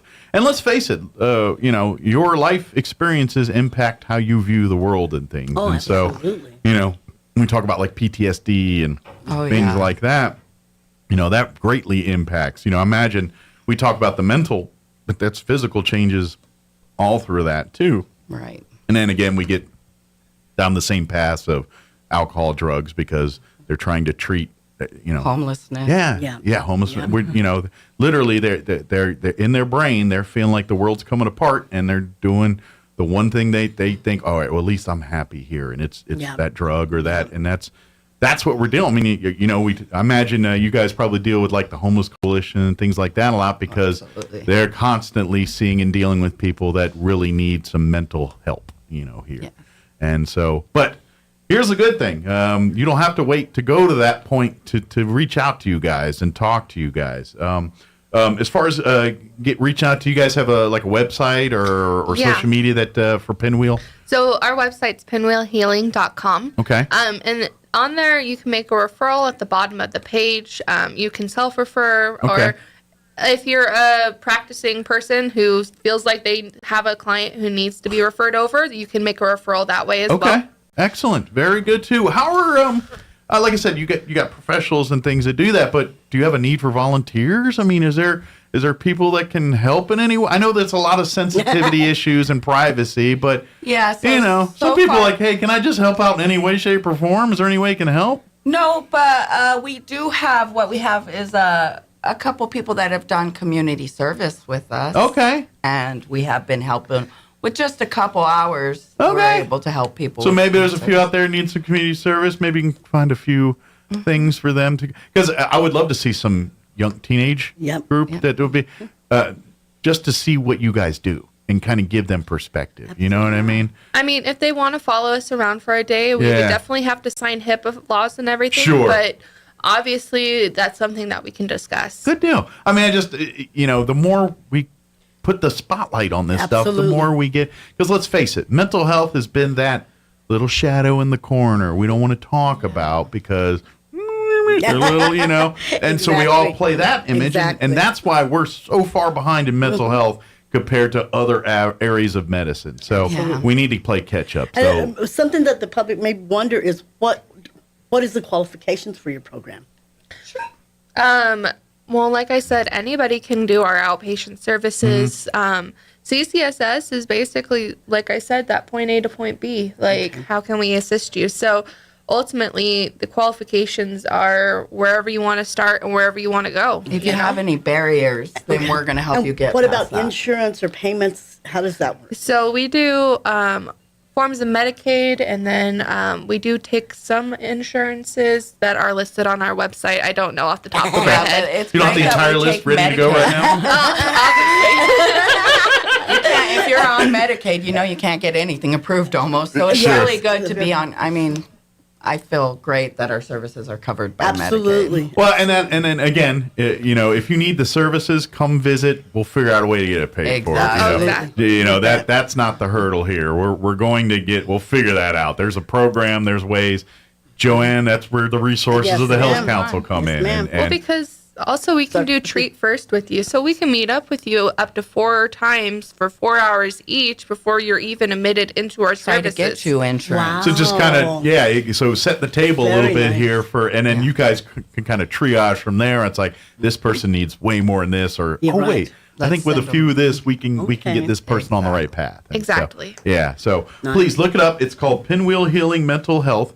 And you guys are here in Roswell, Chavez County. Yes, sir. And please, if you yourself are in the, maybe if you're just depressed, not feeling well, and you've talked to people and looking for another resource, reach out to Pinwheel. Call 211. They'll be happy to put you in touch with anybody here as well, or go direct to the Pinwheel website, or do you guys have Facebook? Or tell them the address.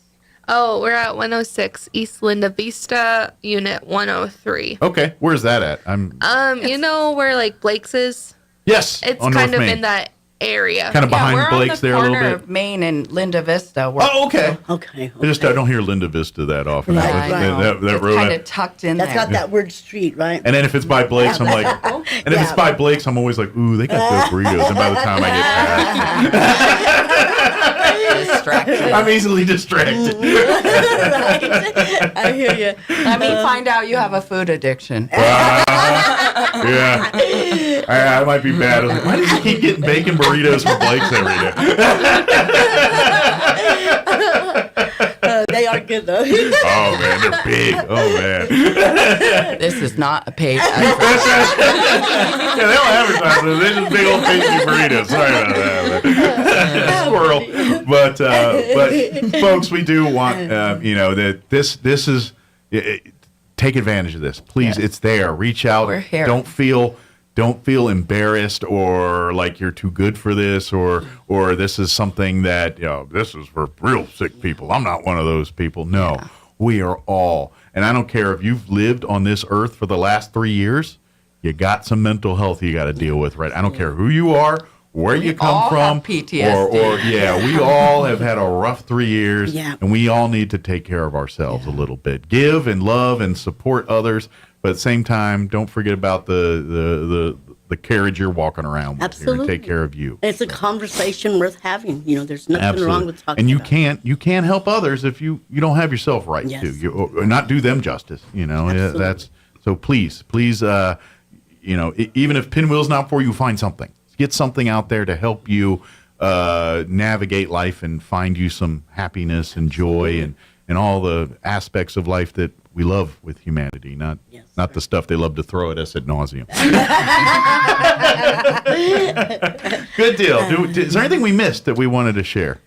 I don't believe so. Okay. And don't forget, 211. 211. That's the Chaves County Health Council's source for all things health-related, non-emergency in Chaves County. If you got a broken arm or your head's falling off, call 911. But if you're looking for resources, services, want to volunteer, offer your services, Absolutely. 211 is a great resource. And if you're in a crisis, don't forget the number 988. Yes, 988, that's your mental health statewide. Yes. That's not just here in Chaves County. If you're here in New Mexico, here just 6 months, a year ago, they created this 988 line, and it's available, I believe, 24/7.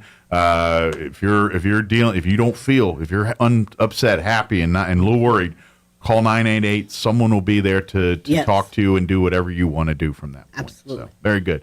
And all right, I think we got it. I think we got it. Awesome. Thank you, ladies. Nice to meet you. Well, thank you. I hope to meet you soon again. Sure. Maybe not to utilize your services, but just to come in and talk about them. Absolutely. Love to have that. Absolutely. So, I need my crazy. My crazy gets me paid. I got a radio gig, so I'm a little. That's what keeps it going. Thank you, guys. I appreciate it. All right, it is 8:33. We're going to take a quick break for news and a commercial break, and then we're going to play our interview with Congresswoman Teresa Ledger Fernandez, talking about tonight's State of the Union, her guest, and some of the things we got going on there. Don't go away. Now for your Pecos Valley News Update, I'm Jared Cirillo. The Eddy County Sheriff's Office is asking for some help in solving a cold case homicide that dates back almost 3 years. In April of 2020, ECSO responded to the report of human remains that were found in a remote section south of Malaga. Several human bones were found in the area, which were eventually identified as belonging to 43-year-old Brandy J. Fernandez. Fernandez lived in Carlsbad. A reward is out now for $4,000. That's posted for information that leads to an arrest or conviction in the case. If you know anything, call police. You can always remain anonymous. And still no word regarding a search for 2 missing jet skiers at Brantley Lake State Park. On Sunday, the Eddy County Sheriff's Office said it sent deputies to help with search efforts after 2 people were reported missing on the lake. Authorities have not provided any updates on whether the 2 were found. Their identities have also not been released publicly. You're up to date. I'm Jared Cirillo reporting.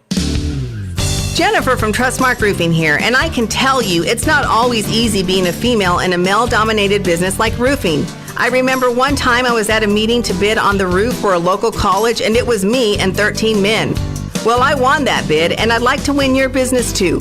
My dad was a contractor, and I've been around building and roofing my whole life. I'm licensed and bonded, and I've forgotten more about roofing than most roofers ever knew in the first place. But what really sets Trustmark apart is an obsessive attention to detail that ensures that everything goes smoothly the first time. I promise we will treat you right with respect, and we will make you happy. So yeah, it might be a bit odd for a woman to own a roofing company, but give us a try. Let us give you an estimate for your roof. I think you'll be glad you called. For all your roofing needs, call us at 575-755-ROOF or find us online at TrustmarkRoofPros.com. Trustmark Roofing, we We put people first.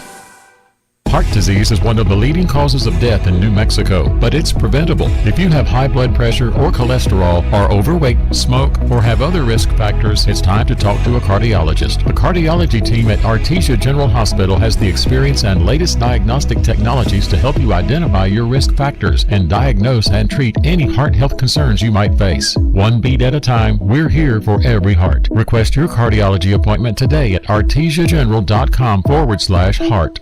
Hi, I'm Dr. Keon at Carabelli Dental. Same-day smiles are what we do. My passion is helping patients chew, talk, and live with confidence. That's why I'm one of the few doctors in the U.S. who can create beautiful same-day smiles with the latest digital implant technology. This procedure is life-changing. Just ask Sean. Hi, I'm Sean. I've been that voice that you've heard on the radio for most of my life, but I'm also a dad to two amazing kids. I've had a million reasons to smile, but in all my old pictures, I was never smiling. Truth is that life of improper care and being dealt a bad hand genetically left me practically with no teeth. It affected everything from the way I ate, the way I talked, and of course how I interacted with people. And that's where Dr. Keon and Carabelli stepped in. They eased my fears. They explained every step of the process in a way that I could understand, and they made me feel almost like I was part of the team. And now I can't stop smiling. I have so much more confidence, and I love looking in the mirror now. I can't explain how much of a difference Dr. Keon's dental implant process made for me. Our team can help you find your smile too. Come see us at Carabelli Dental, 575-622-4455. How about a fresh, healthy glow this new year? Put your best face forward and meet all your skincare goals with Dr. Cometti at Roswell Skin Center. Build confidence and enjoy the skin you're in. Treat yourself to a facial, chemical peel, Botox, fillers, or laser treatments. Loyalty membership gets you $50 off your first treatment. Learn more at roswellskin.com. Here's a Mornings with Mike Winters fun fact. U-Haul is the world's largest advertiser in the Yellow Pages. Too bad millennials don't know what the Yellow Pages are. Here's Mike Winters. And welcome back to the morning show. And joining us on the phone this morning, representing New Mexico's 3rd Congressional District, we have Teresa Ledger Fernandez back on the phone with us. Good morning, ma'am. Thank you for spending some time with us today.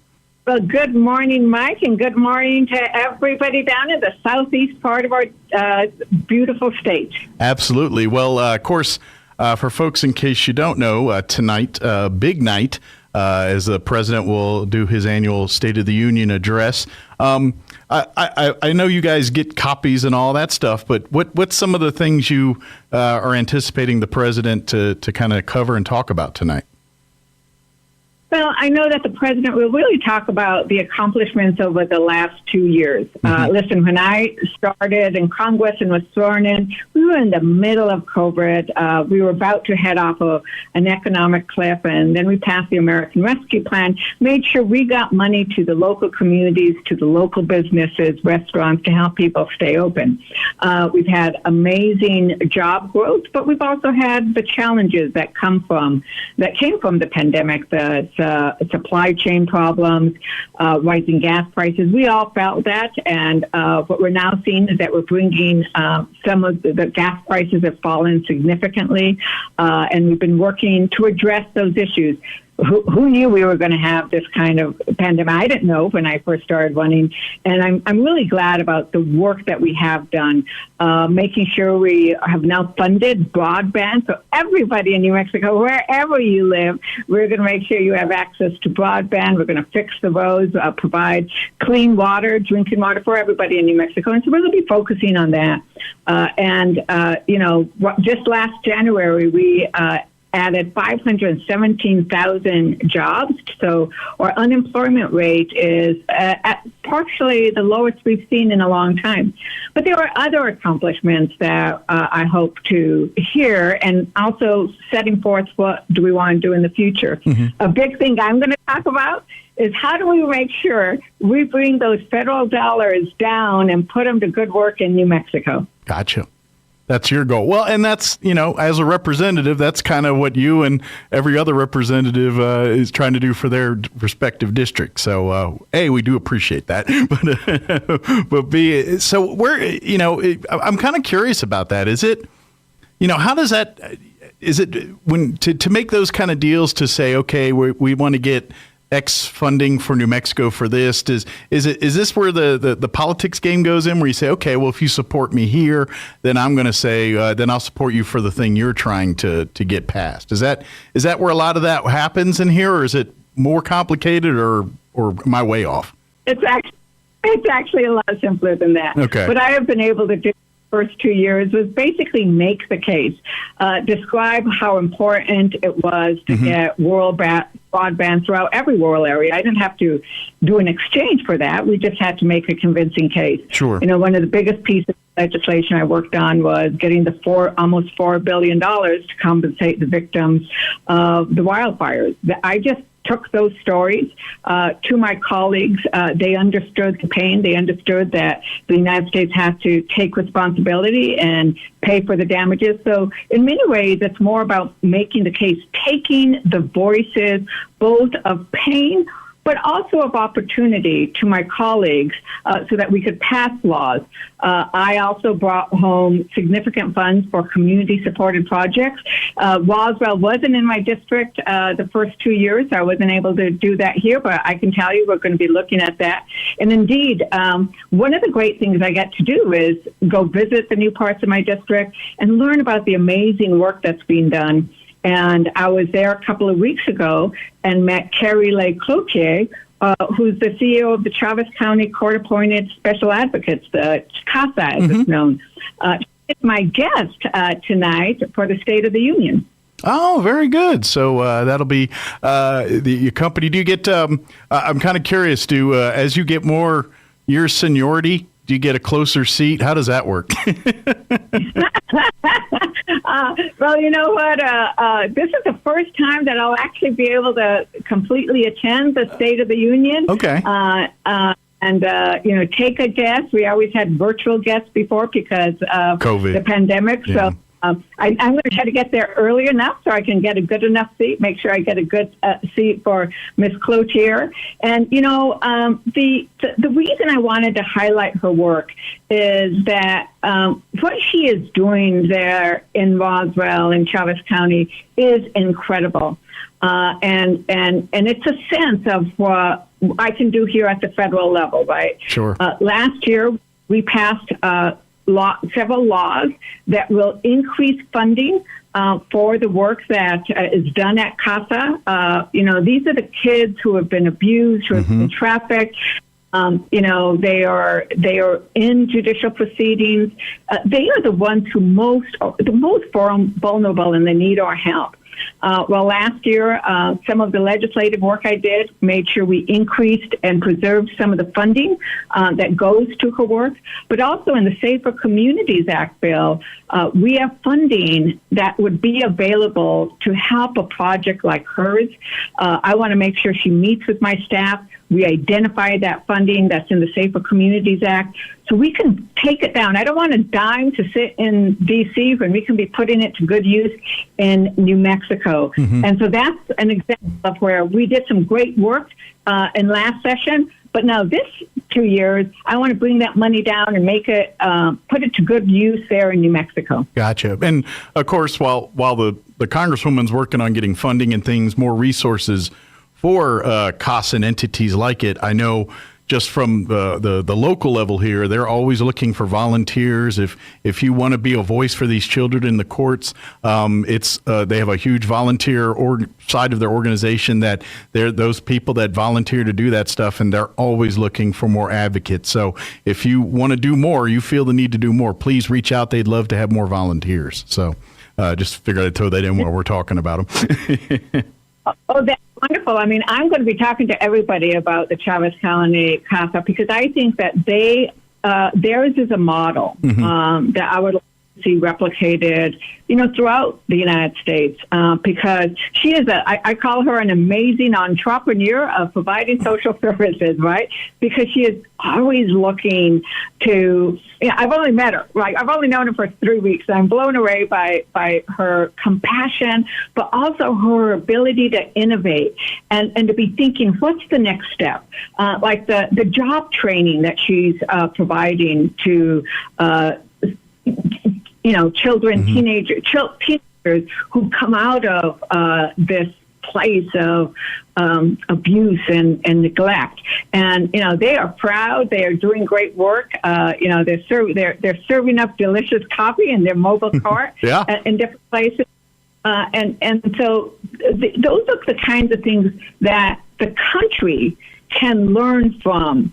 The good work that is being done in New Mexico, the good work that is being done in Chavez County and in Eddy County in the southeast New Mexico. And that's a wonderful part of my job is, I'm going to be down in the new parts of my district saying, what's happening? How can I, as your congressperson, help you realize the potential that these families could reach if only we were able to provide them the services they need and the children the services they need? Or is it a business or that needs assistance? Is it, as I said earlier, getting that clean water in the ground, getting those Main Street, funding for Main Street happening?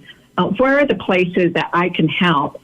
Roswell, Artesia, realize the potential that's there in our communities. Absolutely. Well, hopefully we'll get a chance to maybe see her on TV tonight. Maybe they'll cut the camera that way, or we'll get a little lucky there. We'll see. I only have a couple minutes with you, and I did want to mention or talk with you real quick, if you don't mind. Congratulations for folks that are not aware. A couple weeks ago here, you were named to the House Rules Committee. First off, I saw your statement, talking about how you're humbled and things, but I kind of want to educate a little bit, if you don't mind. If you don't mind, explain what that House Committee, the House Rules Committee, what it is, and what kind of your role is as serving on this committee.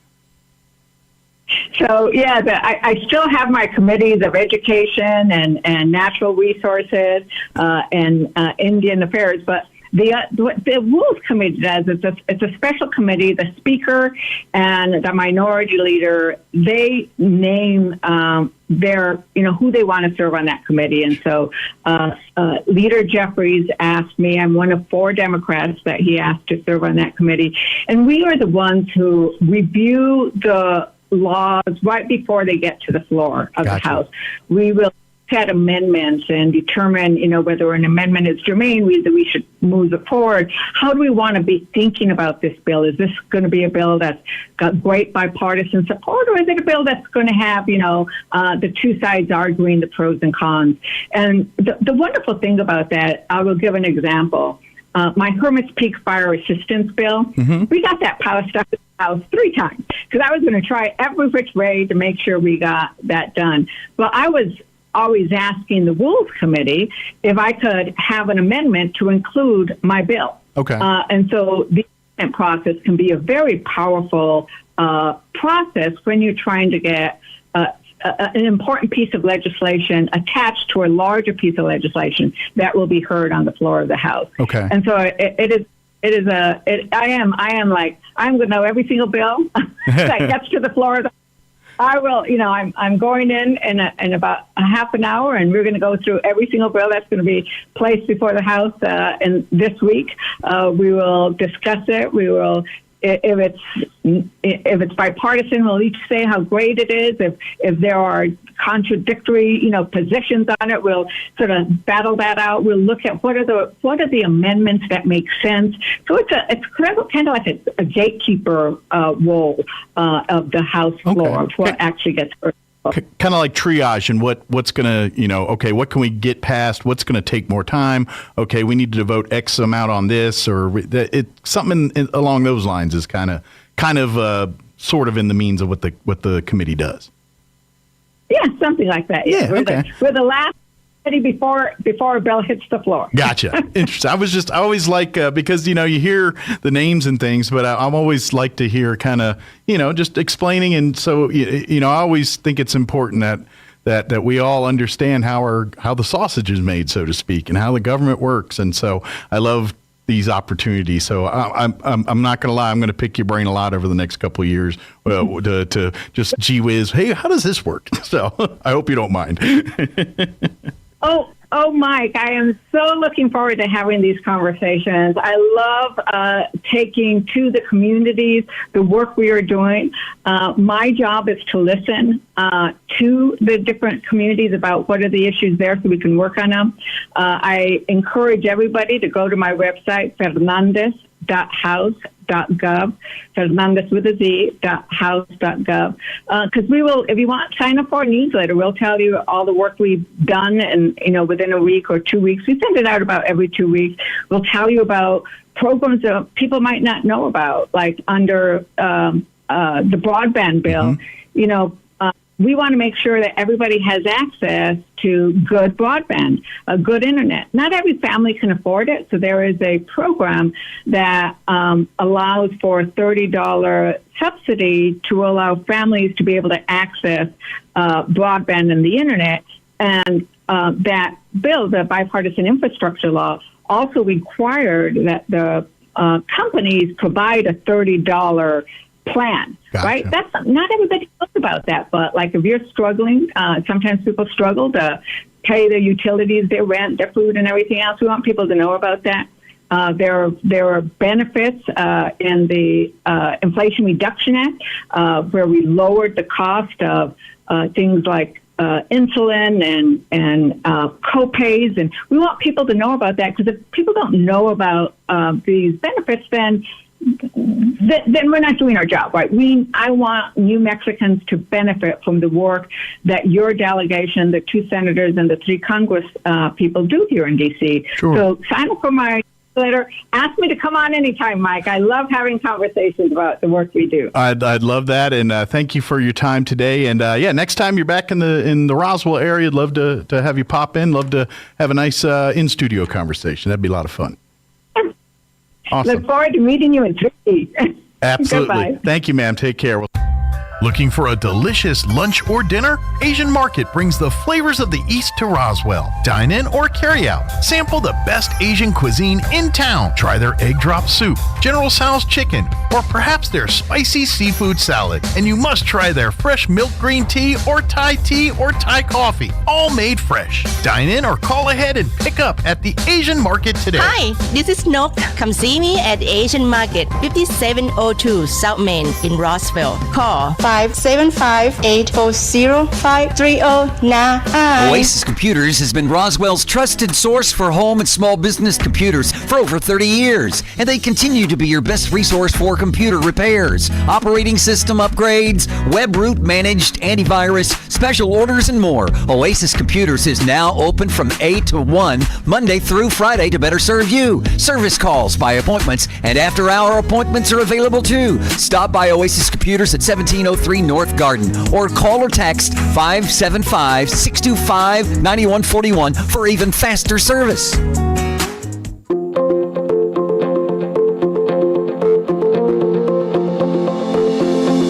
Being called a fox in your marriage might not always be a good thing. Hi, this is Pastor Troy and my wife, Miss Julie, for The Joy of Marriage. In Song of Solomon it says, "Catch all the foxes, those little foxes, before they ruin the vineyard of love." I looked up the word fox, and it means cunning, achieving one's goal by deceit or evasion. A female fox is a vixen, which is spiteful or a combative woman. Those little things we do to try to get our way can ruin our marriages. Try just being honest and talking through the situation. Do what's best for your marriage, not just for yourself. When Julie and I learned to choose to do what's right instead of trying to be right, our marriage turned around. You will find marriage is so much better when we work together. If you have any questions or would like further information about the Joy of Marriage Ministry, please go to jomconference.com. Here's a Mornings with Mike Winters fun fact. Turtles can breathe through their butts. We imagine you know some people who do that too, because that's where their heads reside. Here's Mike Winters. And good morning. It is 8:55. Got a few minutes here before we get you news here in the top of the hour. Stay tuned next hour, about 9:15 or so. We're going to play our interview.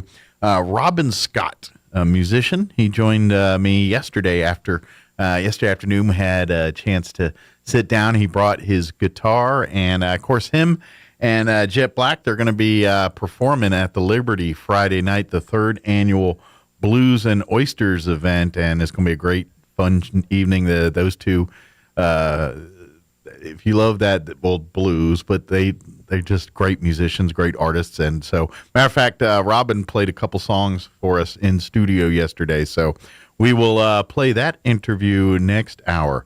I know you're kind of more into metal rock type music, but yeah, I like a little bit of everything. Yeah, but you've seen Robin play before. I mean, your sister is a local musician as well too. So you've kind of seen a lot of our local. But Robin's great. I've known Robin because when he's not playing at local venues and things, he is a music teacher. He teaches for the Arts Connect, and so he goes into I think just second graders classrooms, but I'm not sure, and teaches music. He's been doing it, I don't know, forever. I mean, my wife is doing her 25th year. We've been married 20 years. I've known Robin about as long as I've known my wife, almost. Maybe about a year less, and 2 years maybe. But I've known him a long time. So I don't know if it was music that he taught or not. He teaches. He works for Arts Connect, which he said second graders. So I was like, dude, do you teach music in second grade? Because I sure as heck didn't. Yeah, I know my wife's just in her class. He comes on Tuesdays. Every other, like they have arts every Tuesday. He just teaches the music. Like, so it's every other Tuesday. So in between Tuesdays, I think the person that does the more not music arts, but like arts, getting your hands into painting and stuff, kind of arts. So that's what he does. But yeah, he's a uber talented musician and songwriter, and quite frankly, Robin should be a household name because he's that talented, he's that good. I know he's had opportunities, but he's a musician and he's very serious about, his music, and he doesn't, musicians sometimes don't want people dictating how their music is and stuff. So I think if he was willing to quote unquote sell out, he probably would be a household name, but he wasn't willing to do that. And now he's a brilliant musician. He's just, no, I agree. He's not John Mayer or nothing because he didn't sell out kind of thing. But I think he could have been, you know what I mean? Or it could be. No, I agree. He's got that talent. He's good enough to become a household name. Yeah. He's good enough to be like a Roswell icon. Yeah, I'm really trying to talk him up. I know it sounds like, well, he's not famous or nothing, but he's just Robin. Every time I see it, even when he's like at our friend's house and we're just watching him jam, he's just a delight to watch. So trust me, if you haven't seen Robin play live and you love music, come out to the Liberty Friday night and check him and Jet Black out, and come enjoy some oysters. And even if you don't like oysters, I'm sure Liberty has other food that's not oysters that you can eat if you're not into oysters. If I could compare him to somebody, it'd probably be John LeMay for like writing. I got He's you. an up and coming writer. Sure. Here in town. Yeah. Well, he's been doing it for a while. But but he's just barely started the nonfiction. Yeah, he's been writing fiction or works of nonfiction and stuff. He's starting to get into fiction now. So yeah. Yeah. But I can see what you're saying. So I can see like the way that he's not really a known author, but he makes good books locally. Sure. Then that's how I compare Robin Scott, is that he's a good musician. But although in certain circles, I think John's known, just not in circle. You know what I mean? Like, if you're a fan of Godzilla and that history, people probably know who John LeMay is. Right. People in that group. Well, if you go to the Galacticon, those people would know him too. Yeah, you're right. That's true. All right, it is closing on 9 o'clock. Town Hall News is next, but we'll play that interview with Robin next hour. Trust me, you want to stick around. It's a good interview, and Robin's just fun he's an amazing talent. So that's coming up next. Don't go away. Bill Cunningham is now in Roswell on 106.5 FM, KEND Roswell. News this hour from townhall.com. I'm Rich Thomason. Voices crying out for help from beneath the rubble have been heard as rescuers continue digging for survivors of the devastating earthquake and aftershocks in Turkey and Syria. The death toll tops 5,000. Aid to the stricken region is coming in from across the world. Sebastian Gay, the head of mission in Syria for Doctors Without Borders, says health facilities in northern Syria are overwhelmed with medical personnel working around the clock to respond to the huge numbers of wounded. In Turkey's Hatay province, thousands of people have been sheltering in sports centres or fair halls, while others spent the night outside, huddled in blankets around fires. Turkey has large numbers of troops in the border region and has tasked the military to aid in the rescue efforts, including setting up tents for the homeless and a field hospital in Hatay. I'm Charles de Ledesma. Authorities have successfully vented toxic chemicals from railroad tank cars that derailed several days ago in East Palestine, Ohio, along the Pennsylvania border. However, a lot of people still being kept away from their homes out of a measure of caution. A plea to President Biden. Mr. President, it's time to get to work. Surely we both agree that the national debt is too high. So let's start bringing it down, says House Speaker Kevin McCarthy. President Biden wants Congress to raise the debt limit yet again, without a single sensible change to how government spends your hard-earned money. Tonight, the president delivers his State of the Union speech at 9 p.m. Eastern Time, the Republican response to be delivered by Arkansas Governor Sarah Huckabee Sanders. On Wall Street, the Dow is down 148 points, while the Nasdaq trading 4 points higher. More on these stories at townhall.com. Everybody wants cheap airfare, but where do you find it? You call low-cost airlines. Their prices are direct from the airlines, and they're so low you can't find these fares published anywhere. They specialize in cheap flights, discount hotel rooms, cheap car rental rates, and great package deals anywhere around the world. Wherever you want to go, they can help you get there cheaply and with a best price guarantee. If you want the lowest prices on your airline tickets or other travel services, call now. That's right, call. That's the only way to get these rates. Experts are standing by 24/7 to get you the cheapest airfare and hotel rates available. So don't wait. Call right now for the lowest travel prices anywhere and for great last-minute travel deals too. Call 866-755-5300. That's 866-755-5300. Again, that's 866-755-5300. Call us right now. For investing. A South Korean court has, for the first time, acknowledged South Korean atrocities carried out by the country's troops during the Vietnam War, ordering compensation to a Vietnamese survivor of a massacre. Around 70 people died in the massacre when South Korean Marines fired on the Vietnamese village. Nguyen Thi Tan was shot but survived, while members of her family were killed. She first sued the South Korean government in 2020, asking for more than $20,000 in compensation. The government had argued the killing was justified given the circumstances of the war, but the court disagreed. It ordered the state to pay her the money with interest. Nguyen said she was delighted and that it served as consolation to those who were killed. The BBC's Jean McKenzie in Seoul. Russian shells have hit more civilian targets in Ukraine, starting a fire at a hospital and damaging 5 apartment buildings. News and analysis at townhall.com.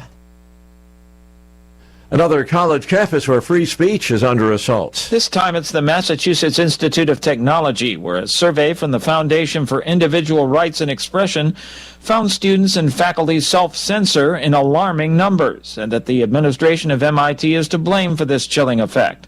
The survey was taken in the wake of MIT's decision to disinvite scientist Dorian Abbott from delivering a lecture due to his opposition to campus diversity, equity, and inclusion initiatives. Keith Peters reporting. An intruder managed to breach the home of Air Force One, one of the nation's most sensitive military bases. That's according to a statement from Joint Base Andrews in Maryland, which also says that a resident opened fire on the intruder. It's not the first time the base's security has been breached. In February of 2021, a man got onto the installation and climbed into a military aircraft. More on these stories at townhall.com.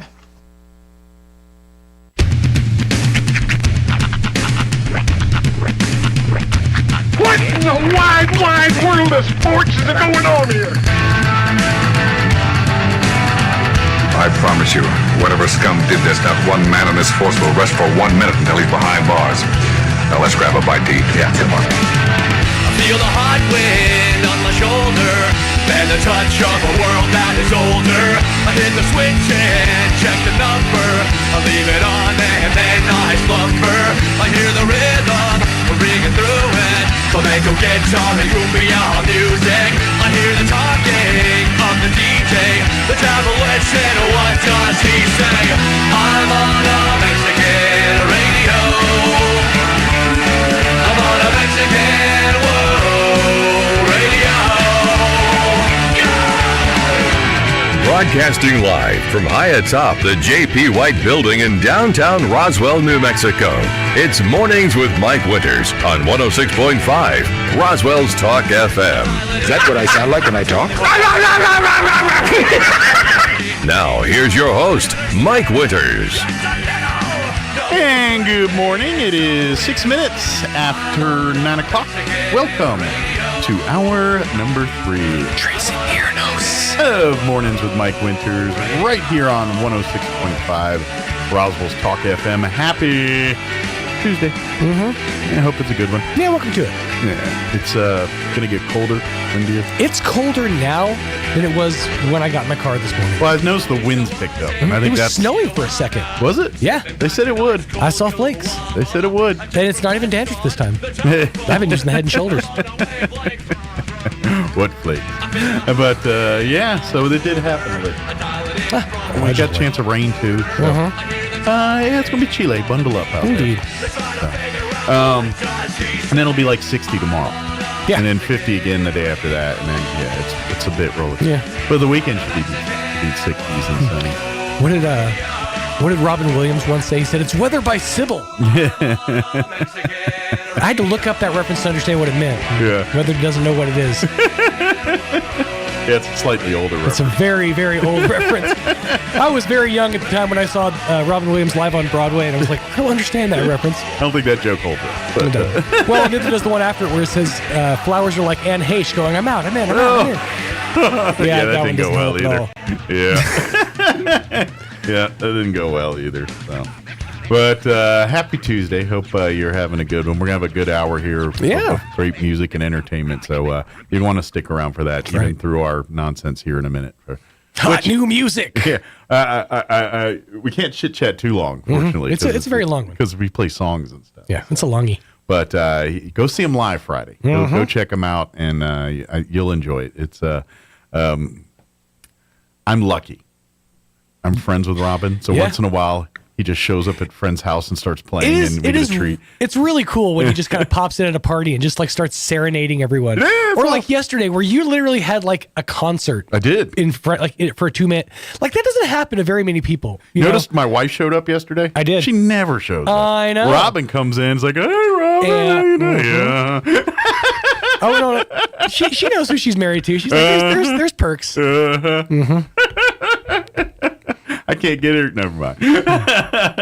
You think she would have come see my smiling face? It happens at all ages. I've seen little kids run up to him going, "Hi," and just going, "Hi, Robin," losing it. Little kids. So it happens at all ages. When you're in the presence of a star, it just sort of like you know it. Yeah. I think my wife has told Robin this. My wife told me, this is years ago, that apparently Robin was quite the eye of some of the second grade female students. Oh, really? A couple years ago, they were singing the praises and like, is Robin married? Kind of, like that. He's handsome. They were enamored. Fun fact: he's also the music teacher for pretty much the entire school district. Yeah. So that. So Robin's got a fan club. Yeah. So, but yeah, ladies, he's taken. He's earned it. Yeah. He's got amazing. He's amazing. Oh, 100%. So, yeah. So, but we'll play that interview for you here this morning. So he's gonna be kind of embarrassed because I just talked. I know, 100%. He's blushing right now, but that's the thing. If you got it, be humble about it, and that's exactly what he does. He's the man. He lets his music do the talk. There it is. So, but he's really good. Yeah. And only thing you'll love better is seeing him live. Right. Yeah. And you can do that this Friday night. But there's something else I was going to mention. I just completely spaced out about it. So if you missed any part of our interviews, we've had a busy morning. We had Robert Sherman in the 7 o'clock talking about Walker Aviation Museum. And then, of course, last hour we had The folks from the Chaves County Health Council and Pinwheel Mental Health join us talking about their services. And then, of course, we also played our interview with Congresswoman Teresa Ledger Fernandez talking about tonight's State of the Union and all that. So you can go back and check them out at ksvptv.com in the mornings with Mike Winters channel. Indeed. It is 9:10. Probably should get you up to date with the weather, whether or not you like it. It's a little bit of everything. You'll like some of it. It's a big real mixed bag. Some will like, some you won't. I'm meteorologist Steve Hamilton with your Pecos Valley weather. We do have a slim chance of a shower or two this morning as a low-pressure system works its way through eastern New Mexico. It'll be cloudy most of the day and cool, our afternoon high in the mid-40s and a little bit breezy. Overnight, clearing and cold will be dipping into the mid and upper 20s, and then tomorrow, windy and sunny. We're back up to the low 60s. I'm meteorologist Steve Hamilton, and that's your latest forecast. Thank you, Steve. Currently 41 here in Roswell. Humidity is at 60%. Winds, they're a blowing out of the north, 18 gusting to 28 miles per hour. We are looking at a 30% chance of moisture today till about 11 today. It's in the form of rain and snow. After 11, it'll be just in the form of rain. Little to no accumulation expected, so don't expect to see anything sticking. Mostly cloudy today, high of only 41 with winds out of the north 10 to 20. Tonight, we're looking at a 20% chance of rain showers, mainly before 8 p.m. Mostly cloudy, expect an overnight low of 26 degrees with north-west winds at around 5 miles per hour. Wednesday, we're going to be sunny, back up near 60 tomorrow with west winds 5 to 10 in the morning, 15 to 20 for tomorrow afternoon. Wednesday night, clear skies, overnight low of 33, west winds 5 to 15. Thursday, sunny, highs back down to 50. Winds are going to be a blowing 2 out of the north, 15 to 25 early, increasing 25 to 30, gusting as high as 40 later Thursday afternoon. Friday, sunny skies, 53 for a high, and then the weekend back into the 60s, sunny 63 Saturday, sunny 65 on Sunday. We do have a 20% chance at rain Sunday night and into Monday, so we'll see how that shapes up. All right, it is 12 minutes after 9. We're going to take about a minute and a half commercial break, and then we're going to play our interview with Robin Scott here on the other side. Don't go away.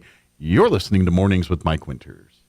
It's been years since we've had a sale, and it's time to change that. Hi, this is Melanie from Glenn's Furniture. We pride ourselves on bringing you the best quality furniture at affordable prices, and I'm pleased to tell you we would like to offer even better discounts during our rare sales event. Here at Glenn's, we want you to feel confident and happy in the decisions you make in our store, so take advantage of this store-wide sale now. Come down to Glenn's Furniture on Union and Alameda, where delivery is free since 1953. Life can be full of risks. One thing you shouldn't take a risk with ever is your family's health insurance. If you're self-employed or you now need affordable health insurance, you need to make this free call right now and see how the Health Insurance Helpline can help you get it. We specialize in helping the self-employed and people just like you that need affordable health insurance to get it. We have short and long-term health insurance plans, and some even cover dental, vision, and prescription drugs. Don't take a risk with your family's health insurance. It's not worth it. If you're self-employed or now need affordable health insurance, call right now and learn for free how to get it. Listen, affordable health insurance plans for everyone just like you are a free phone call away. So give us a shout right now. 800-503-3735. 800-503-3735. 800-503-3735. That's 800-503-3735. Here's a Mornings with Mike Winters fun fact. Alaska is the only state name that can be typed on one row of keys. Go ahead and try typing the other 49 states. We'll wait. Here's Mike Winters. And welcome back to the morning show, and joining us in studio this morning. It's been a while, but he's been on the show before, musician. Robin Scott back with us. How you doing, Robin? Well, I'm doing fantastic, Mike. And first of all, I just want to say thank you for letting me have this time to communicate to Roswell and the surrounding area. I love when you get to come in studio because we always get treated to good tunes and good music, and well, it's an acquired taste. Well, I've known Robin for 20 years, I think, and I know He's an amazing musician, a good friend, and a great teacher too. When he's not doing his own music, he's teaching our youth. I live probably 2 or 3 different lives. Yeah. The day person is Mr. Earwood. That's right. And then the night, it kind of turns into the night guy, which is Robin Scott. That's right. He dons his Batman suit and takes to the streets of Roswell. Takes to the streets and takes money from the day people. There you go. But fortunately for you and everyone else, you can check out Robin here in just a few nights, February 10th. Robin is once again teamed up with Jet Black, and they're going to be doing a show for everybody at the Liberty. It's their 3rd annual Blues and Oysters event that's going to be happening February 10th. And if you love, well, it's kind of self-explanatory in the title there. If you're a fan of blues music, which Robin plays, you play just about anything, but you kind of center in that blues and rock blues kind of, acoustic blues kind of a thing. Yeah, but you'll dabble in southern rock or even little I like funk. Yeah, a lot. You'll even bust out some Bon Jovi or Def Leppard every once in a while too. Back in the day, Mike. Back in the day. That's right. Back when it was more mullet than more mullet pre-50s when I woke up and my voice was higher. But now that my voice is changing, then you can actually believe the blues a little bit more. The older and grayer you get, you believe what you're singing. You know? And that's just it with look at blues, the genre of blues music. You look at the legends of blues music, and every single one of them, I think they're talented, not just because they can play and sing, but because they live life. And you can play a song all day, but to write the song, you almost have to live life a little bit to write a good one. You have to be around the block quite a few times. So you're more seasoned now. That's right. I'm a little more seasoned. That's a good way to put it. But February 10th, it's going to be at the Liberty. Shows at 8 p.m. Doors open at 6. Absolutely. You can get tickets right now at holdmyticket.com. Right. Is that going to be available at the door thing, or is it strictly everybody, whoever wants to go out there? Okay. If they say you have to be with a guest, just say with Robin Scott. I'm his guest tonight. I'm inviting all of the area. So awesome. The last few events, this is the 3rd one. Yeah. So last year it was almost standing room only. Good. I mean, we sold a lot of tickets. It's been packed the last few years, and it's a lot of fun. Well, and there's a reason for that. Robin's going to be a little modest here. It's because Robin's a talented musician, and when he's played at various locations around the Pecos Valley here and points outside of that, he's got a little following. So when Robin does come to Roswell to play, when he's not playing at all other parts of southeast New Mexico, it's kind of a treat. So people out there in listening land they're not able to be in this room, but my head is growing like a Chinese balloon right now. You put a lot of fun. You can tell because Robin's a passionate musician, and I'm not saying others aren't, because they are, but people that kind of live the music and breathe they're going to put more of them in the music, and it turns out to be better music usually. So this one gentleman, after I played a show, he came up to me and said, "You are an artist's artist." Ooh. So that's a compliment. What that usually means? I took that. Yeah, I take I definitely has taken a long time to get to where I am. That usually means you're broke, though, because usually it's what it is they'll ask people like James Brown and all that, these like this biggest names in music, right? And they're like, "Who's your influence?" It's like Robin Scott. They're like, "Who's that guy?" It's like, I love him, but he can't. He didn't make James Brown money. I mean? A lot of and those are the kind of people I follow. Those ones that are in the cracks. Things that are very obscure to me is very alluring to me, because I think that's better art. Sure, it doesn't have the commercial, influence, and there's so many hands in the cookie jar when you get to that level. I get what you're saying. Because once, and this better than anybody, when you get to a point where someone's willing to give you money for your music, right? That always comes with strings. I don't care. If it's the biggest record label on the planet or somebody trying to make it big. Absolutely. When they put their money down representing you, there's going to be certain things that they expect with that money, and sometimes as an artist, you got to be willing to compromise that or not. And Absolutely. And that's kind of where that, when I get back to joking about the artist thing, it's generally speaking, you didn't hear these guys because they ultimately wouldn't make those compromises and things. So, they're constantly in the indie, in the small world, as opposed to playing at a stadium or something, So, since we're on this, I would like to just throw this artist out there, because in my mind, he's my biggest influencer in my whole life. And unfortunately, he passed away this May 31st. He was 62 years old. But he's exactly what you're talking about. Right. He recorded most of his albums in his home by himself, and he would go out on the road for like 2 or 3 weeks and then come back home, wherever home was. Mm-hmm. Sometimes he was sleeping other places, but Kelly Joe Phelps is his name. So and I think I've seen him with you a couple times at various shows and things. Doing stuff. Not here. He's not from here. The Okay. upper Midwest. Okay. There's another gentleman then that you. This is just a guy that I followed, and the closest he played here was in 2013 after his last album that he created, and he tracked him.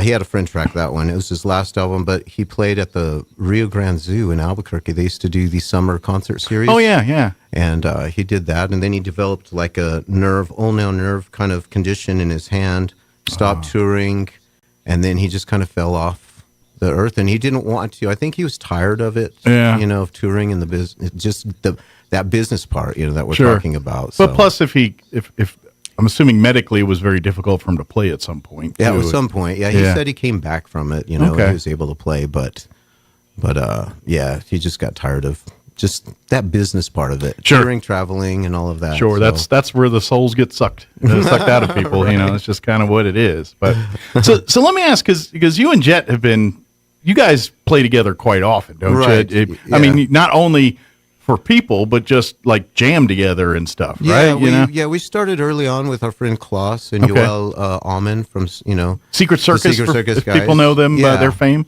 And Jet was recording an album, and I was the guest artist on one of their albums, and we just kind of hung out and listened to each other play around a little campfire, and listening to stories and songs. Sure. And then we started playing some shows together. We would play the Brewfest, in Carlsbad early on when they started that, and some other events, around the area. And right now, Jet's kind of helping out with the Liberty. Yeah, he kind of helps, helps with the acts and bringing them in and making sure they're taken care of when they're here and all that kind of stuff. He's such a talented guy, and it's such a great place for him right now because he's making so many great connections. And we started this Oyster and Blues thing with just Josh, and we actually, the first one, we decided to do it like 2 weeks, in advance. It was like on a whim, and it was a great success.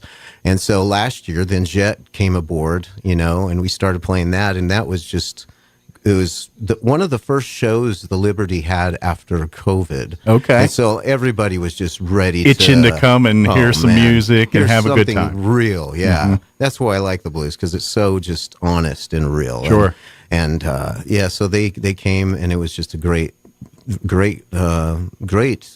show. Probably one of the better shows I've ever played. Nice. Was that one. And so we're going to do it again this Friday, guys. So. Good deal. So come on out for blues. And I'm assuming Josh is in charge of the oysters.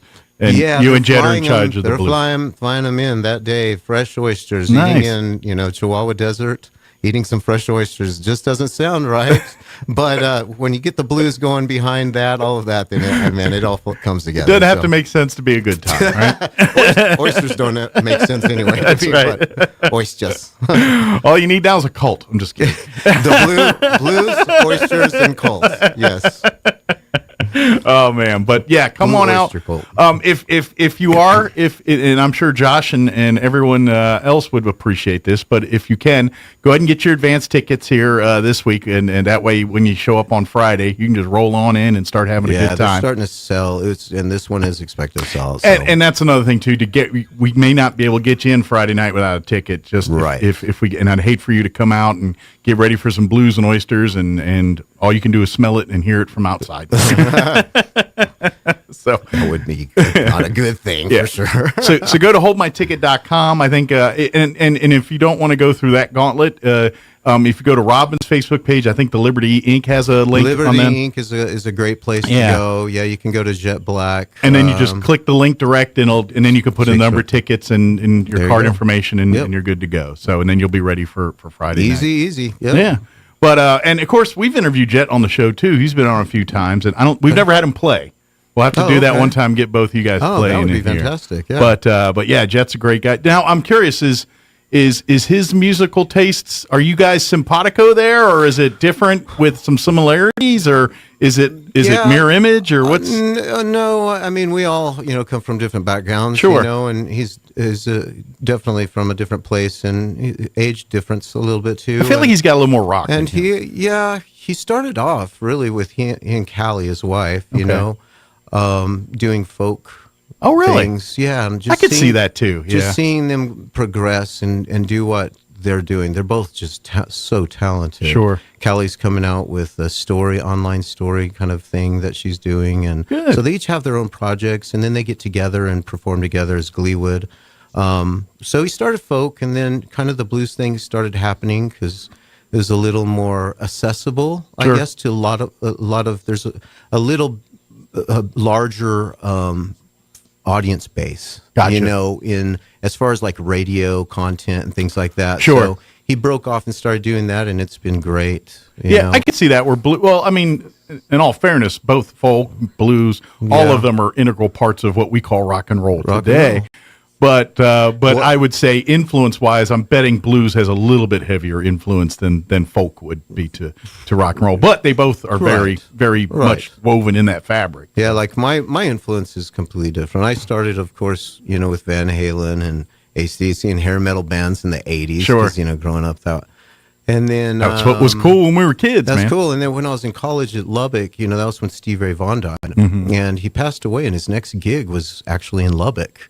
Oh, at wow. the fair, that county fair. My friends had tickets to that. That's crazy. And so that hit Lubbock, the community, because he was going to be playing there next, and they were so excited to host him. Well, and he's a legend. I mean, yeah. Legend, Texas legend. And then the radio station just started playing that just constantly, Steve Ray Vaughan. And then I graduated school, kind of went through the divorce kind of thing, and I was in a pretty bad place, and the blues found me. I didn't find the blues found me. Gotcha. And I just started really, really listening to it and pouring myself into it. And that's when you hit that crossroads where he makes the deal with the devil and all that. The deal was done. But it was kind of more electric, and now I'm just doing solo stuff, and now I'm finding joy in just like old 20s and 30s blues, where it started, actually. I imagine that's... So would you consider yourself like a kind of a historian when it comes to music? I mean, do you like... love to go back and dig into archives and research origins of stories and things? Oh, absolutely. Yeah. Love it. Especially this dobro that I'm holding, and I know the audience can't see it. It's a beautiful guitar. Well, the video folks can watch it. It's a metal body guitar, and this was invented by the Dopiera brothers from Slovakia. They're Slovakian, and dobro, coincidentally, means good in Slovakian, and the brothers, of course, were Dopiera brothers, so they took the beginning of their name and brothers, dobro. And so a lot of people think that this is a dobro, but this is actually a resonator, and this is the first model they made in the 20s. Oh, wow. And it's a loud instrument because it was to compete with horns. Is that thing insured? It sounds like it's valuable. Like, what's that? Is that thing insured? It sounds like it's pretty valuable. Yes. Actually, I got a really good deal on this one. This is kind of a prototype, and we don't know. It doesn't even have a serial number. It came from Florida. Oh, wow. And so I etched my name on it, personalized it. But, it's kind of a beast of a thing to play. Yeah. For sure. It's really cool, though. I mean, it has a different sound, completely different sound. This looks like a guitar that you probably will hold the rest of your life and never get rid of unless, there is no amount of money in the planet that someone could throw at you that you take for it. So. No, this thing is very special for me, for sure. Yeah. Good deal. Well, I want to give time because I was looking, I was like, we've been about 15, but I don't want to, I want to give a chance to showcase the best part of this interview, and it's not me talking.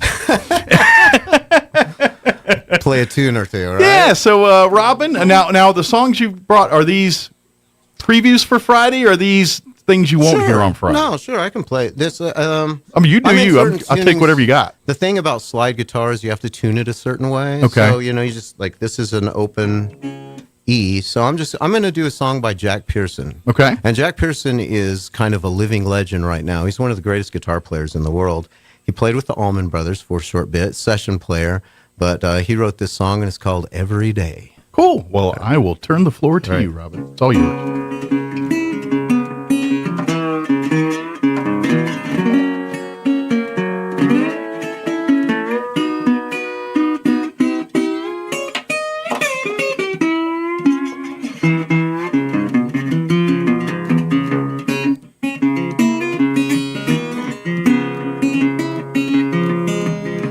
Seems like it's always, the same old thing. Hanging on there like a ball and chain. Bill collector keep on knocking at my door. Made me kind of wonder what I'm working for. Every day, said every day. Life's getting harder every day. Hey. Take a chance and you're trying hard to win it. Yet just to find out that you lose it again. Read it in the paper and it's all on the fake news. The world got problems, everybody sings the blues every day. I said every day. Life's getting harder every day. Yeah, it is.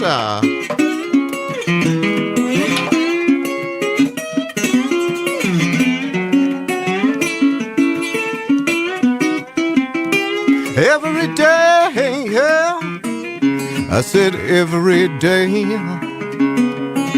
Life's getting harder life's getting harder life's getting harder every day. Every time I wake up and meet that New Mexico sun. Oh.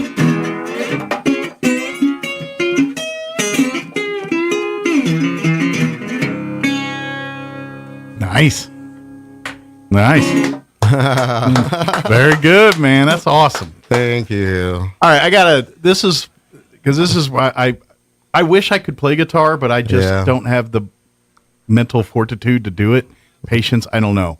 How do you, like, you play so much. I mean, do you remember, I mean, at this point, do the songs just second nature to you? I mean, because I imagine singing and playing, that's two different functions. I equate it to Steph Curry. Okay. Why is Steph Curry such a monster at that shot? You know?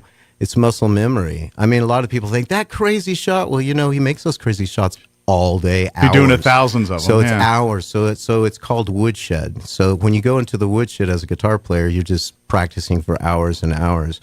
And then you practice more and more until you're not thinking about it at all. Gotcha. And what I like now is I'm playing a lot of melodies on top of rhythm, so I'm doing a lot of like finger style. It's very complicated, old, complicated type of stuff.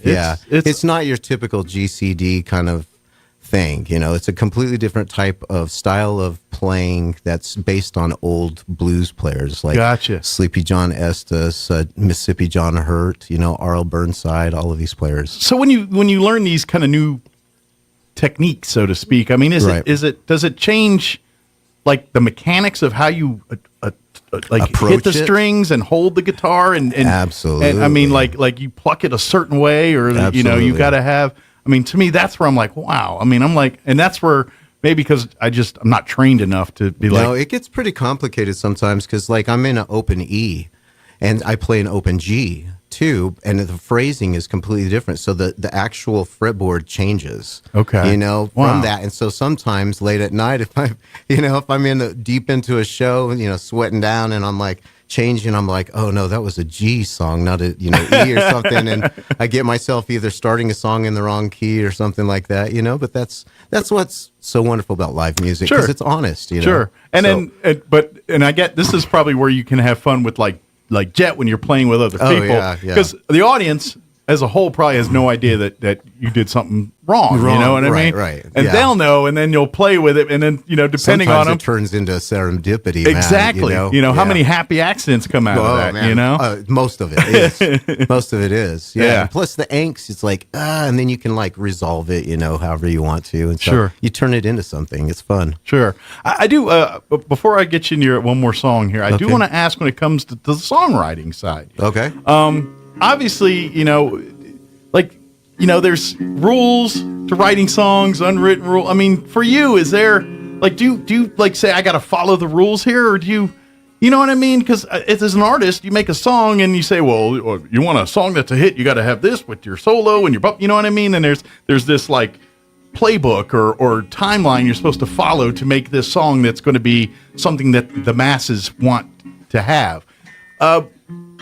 Is that, do you work in that world that way, or is it like, no, I'm here and if I want to riff for 37 hours, because it's your world, I mean, do you write that way? It's like, where I'm just going to... Well, yeah, the writing part of it actually is just, everybody does writing differently.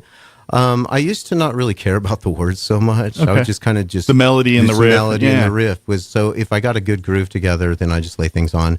And as I'm getting older, I'm just dissecting life a lot differently, looking at things differently. So the words are starting to take meaning to me. And of course, being a songwriter, then it's turning that way. Absolutely. And that's why I was kind of curious, where it was just, but like, it says, well, logic dictates I must do the stanza before this. And I'm like, no, it's my song. I can make it any way I want. Yeah, I hate rules. Yeah, so, okay. Yeah, especially when it comes to art. Yeah, I just figure it's like, who says, I mean. Yeah, rules are there to be broken, so.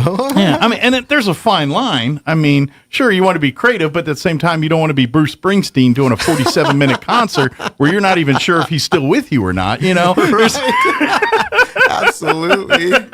So you got to juggle that, but, but that's the whole point of concerts, too, is, if you wanted to hear just the record, then you buy the record. You know what I mean? That's right. No, you want to go and meet the person and hear the stories right. behind the music and all the fun that, the love behind the song. Yeah, and that's really what it's all about, is seeing that live art on stage. Absolutely. Yeah.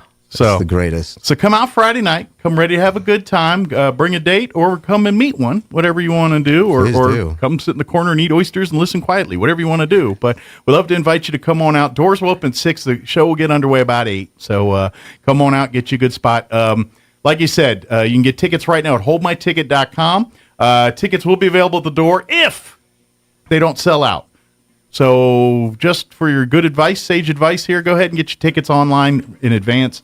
That way, Friday night, you don't have to worry about it. You can roll on in and get you a good spot and get ready for the show here. So, all right, Robin, would you grace us with one more song, por favor? Oh, absolutely. All right. I'm tuning this into a different tune, so tuning. This next song is a song I wrote kind of in with my friend, and it's about a fictional character that I picked up on the highway, and he was a Vietnam vet. Okay. And so, and he grew up around this area, and he had dog tags of his friend, T.J. Jackson, that grew up in Loving, New Mexico. Okay. And T.J. used to tell stories about Black River and Higbee Hole, which is a water hole out around Carlsbad area, and passed away in the war. And he was on his way back, and picked him up on the side of the highway on a motorcycle. He just broke down, and it took him 50 years to take his friend's dog tags down to the water and kind of make peace to it. He's put to bed that man's journey. Yeah, that's it's the awesome. end of it. And so it's called Patchouli Joe because it makes my van smell like patchouli. So it goes something like this.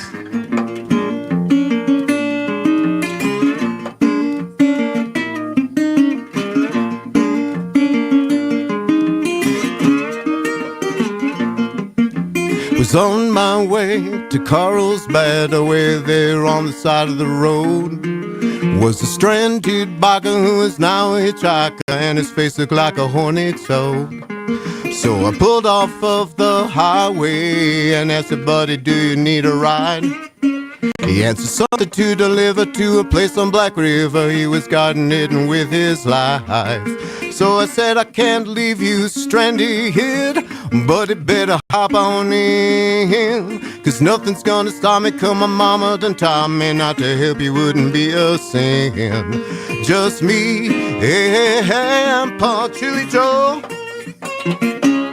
Yeah, strolling down this highway's got somewhere to go. I said me and Patchouli Joe, we're gonna take our fishing poles, yeah. Head on to the fishing hole.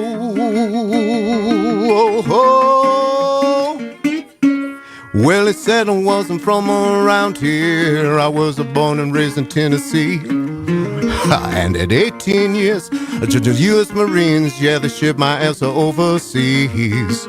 So maybe by now you've noticed these dog tags in my hand. They belong to T.J. Jackson, who was killed in action in the jungles of Vietnam. You see, Thomas, he grew up in loving. Yeah, many stories he done told, like the one he was wishing is back home fishing in a place called the Higby Hole. Just me and Patchouli Joe. Yeah, strolling down this highways, got somewhere to go. I said me and Patchouli Joe, we're gonna take our fishing poles, yeah. Ooh. Head on to the fishing hole.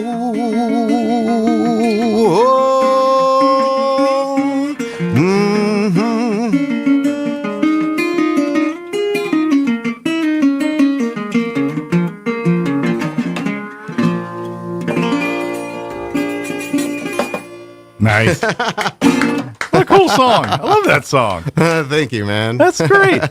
So,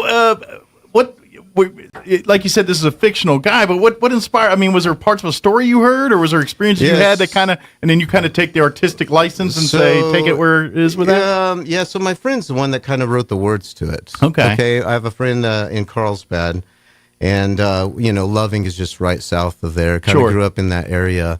And he's a member of his family. I don't know if it's like his brother-in-law or something like that, but he owns a place in Texas called Patchouli Joe's Books and Tapes. And that's kind of where he got the name Patchouli Joe. Okay. What's catchy? And he just, doing something for our vets. Actually, it's kind of strange that we're playing the song today because he wrote me a text and he put it on Facebook, the lyrics to the song. And when he posted that, then he actually got some people from Loving to talk about the vets in that area, and this is one from Corey Guevara. He said, my brother Irvel Guevara, killed in Vietnam in 1966. He spent many hot summer days with his friends swimming and fishing at Higby Hole. Oh wow! This is a beautiful thing.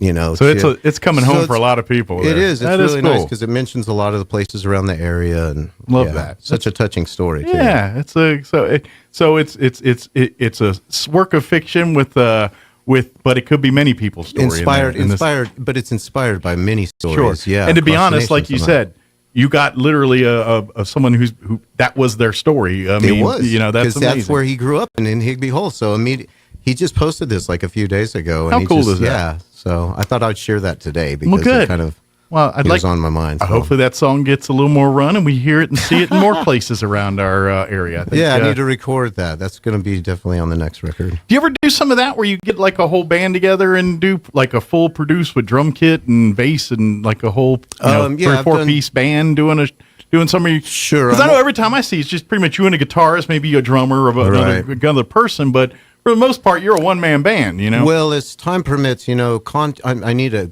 definitely work on my content, but I'm a full-time teacher first. Sure. And so as I get older, then when I come home from work, man, those second graders just wear me out. So I'm tired and I don't feel like hitting the studio. Trust me, wife. I've seen my wife coming home every day. I know exactly what you're talking about. So it's a lot of work to set up microphones and just track things and everything. But I do have, if you go to my YouTube, it's The Robin Scott. You have to put in "the" in front of it because there's another Robin Scott artist. Yes, but be warned, don't just show up and plan on spending like a minute. You're going to want to to hang out. Hang out. Like you're going to go there and thinking you're just going to spend like 5 minutes at the dock. Next thing you know, like 3 hours later, you're still there messing around. So allow yourself a little time to do that. Definitely. Because you start seeing videos like, oh, and then you hit that song and you hit that song. You go down a rabbit hole. You educate yourself for that, though. That's the cool thing. But yeah, you can spend hours. That's the fun part. Yeah. That is the fun part. Yeah. So just curious, like what's? But I have. What I was going to say is I have funk songs on there too. Yeah. So I've got a funk. I'm working on a funk album with my cousin. I was about to say, and he's a bass player, so I do electric and working on that thing. But when I'm performing, this is kind of my passion is the blues, older, anything old. Gotcha. People ask me all the time, since I'm a musician, what do I listen to? I said, anything old, man. And obscure, Well, and then, I can appreciate technology. Don't get me wrong. I mean, we need it and live it by it and all that. But when it comes to music, the more technology, the less talent sometimes. Yeah, well, now it's just recipes. We're just following recipes and everything is like clear cut, but the soul is missing. Yeah. So when you listen, you can go back and listen to like records of like, chain gangs or things like that, or old gospel tunes from, some choirs, some old Baptist things. And it's so moving. It puts chills on me sometimes, Well, and I might sound like an old fuddy-duddy here, but I kind of, you look at artists today and the music today, and sure, they're, selling out to millions of people and blah, blah, blah, blah, blah. But I'm like, I feel like they got to earn their chops. And what I mean by that is going through the progression of learning music, learning your craft, learning, how the structure of a song is, learning the notes, learning all that stuff, and then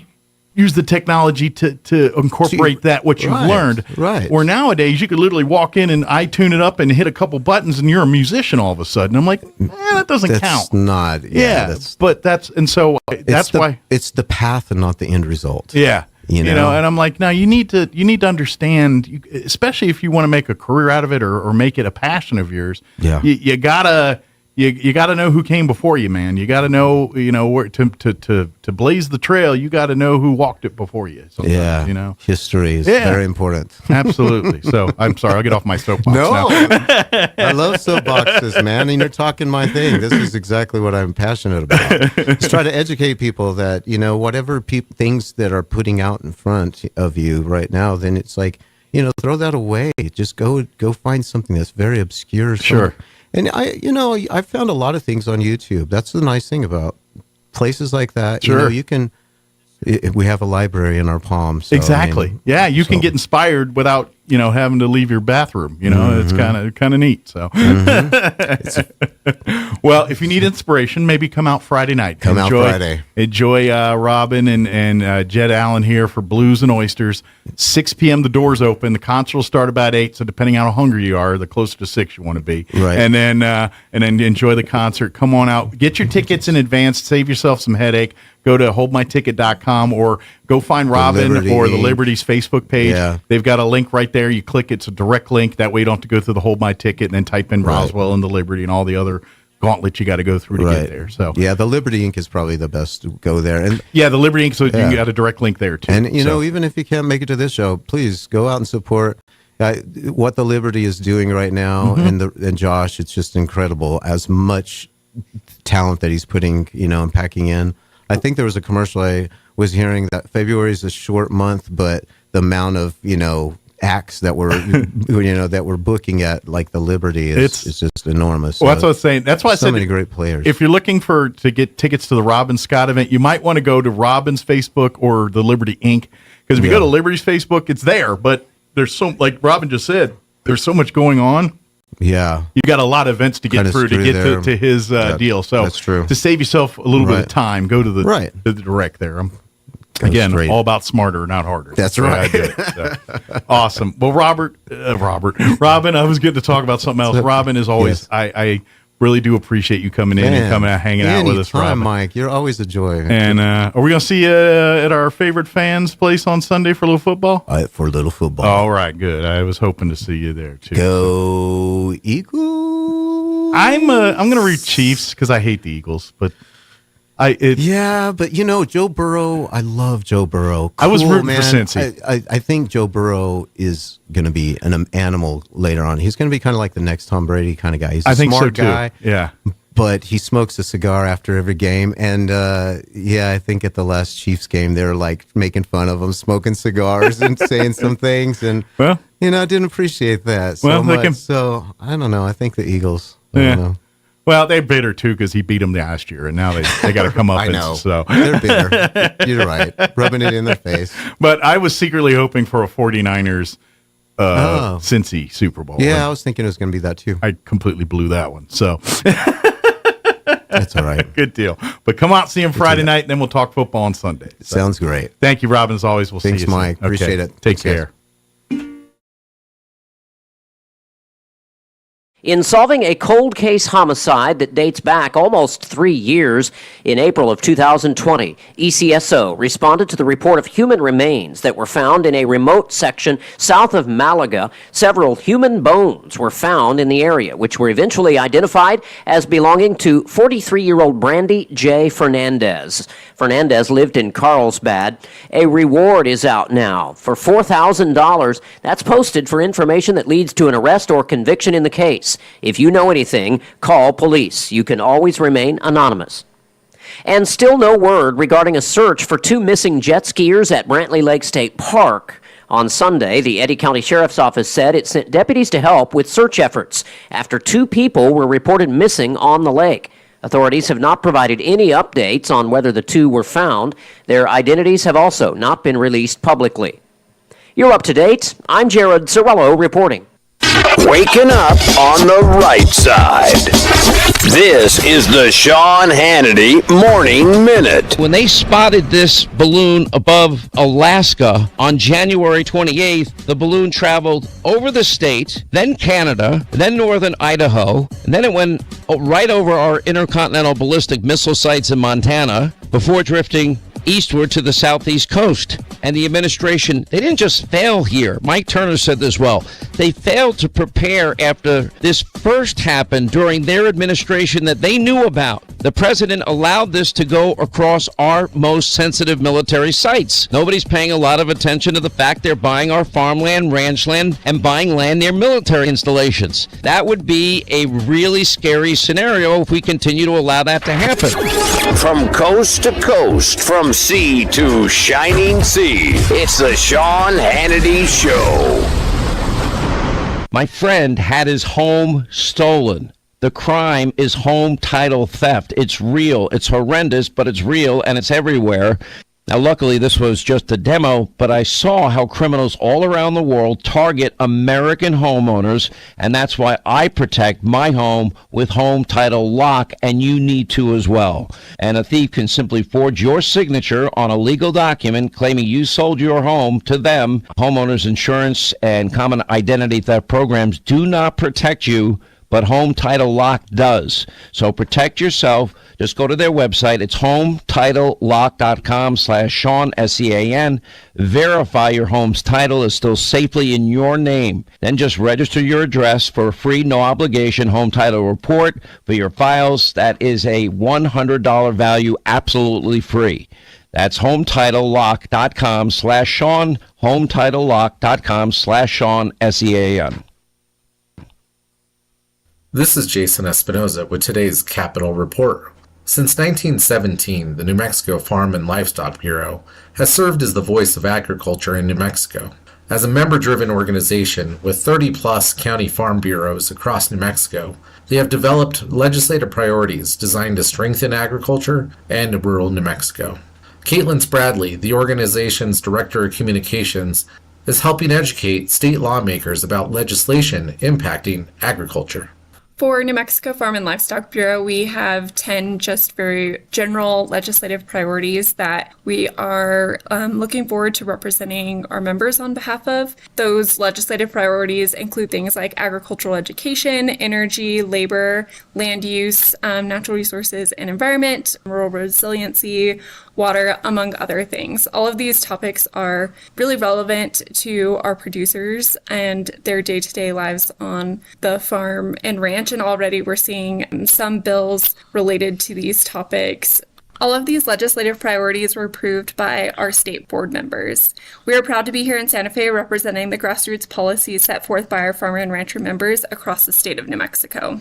According to the New Mexico Department of Agriculture, the total value of agriculture sector output from New Mexico totaled $3.49 billion in 2021. For the New Mexico News Network, I'm Jason Espinoza. I'm meteorologist Steve Hamilton with your Pecos Valley weather. We do have a slim chance of a shower or two this morning as a low-pressure system works its way through eastern New Mexico. It'll be cloudy most of the day and cool, our afternoon high in the mid-40s and a little bit breezy. Overnight, clearing and cold. Will be dipping into the mid and upper 20s, and then tomorrow, windy and sunny. We're back up to the low 60s. I'm meteorologist Steve Hamilton, and that's your latest forecast. With the Wall Street Business Report, I'm Rich Thomason. Boeing plans to cut roughly 2,000 jobs from the aerospace company's finance and human resource departments. A statement by the company says the jobs will be reduced through a combination of attrition and layoffs this year. The Seattle Times reports Boeing, which has been one of Washington state's largest private employers, plans to outsource about a third of the eliminated positions to India. A Boeing official tells the Times the other positions will be eliminated as the company makes reductions in finance and human resources support services. Correspondent Jeremy House. Wall Street opened lower today ahead of a speech by Fed Chairman Jerome Powell. The financial markets will be listening closely to what Powell has to say, anxious for any clues about the future direction of interest rates. The Fed has been hiking rates in a bid to slow the economy and fight inflation. For the Wall Street Business Report, I'm Rich Thomason. This is the owner of Trustmark Roofing, and nothing makes us happier than telling our customers no. As in, no pricing games. We give you a guaranteed price, and then we stand by it. No surprises, no gotchas. No obscurity. We don't just tell you what's wrong with your roof. We record our inspections and show you. No lemons. We install premium roofing materials from top brands like Owens Corning. No shortcuts. We're in the 2% of roofers with the Owens Corning Preferred Contractor Certificate for our local area. This means we offer precision installation and the longest warranties. Want a beautiful new roof that's built to last? Choose Trustmark Roofing, the roofer that loves to tell our customers no. For an estimate, call us at 575-755-ROOF or find us online at trustmarkroofpros.com. Trustmark Roofing, we put people first. Playing dance music can help ward off mosquitoes. Now you have a reason to invite Pitbull to your next pool party. Here's Mike Winters. And good morning. It is 9:57, about ready to wrap up the show. If you missed any part, ksvptv.com, especially want to go back and check out that interview with Rob and check out those songs again, and then go see him Friday night.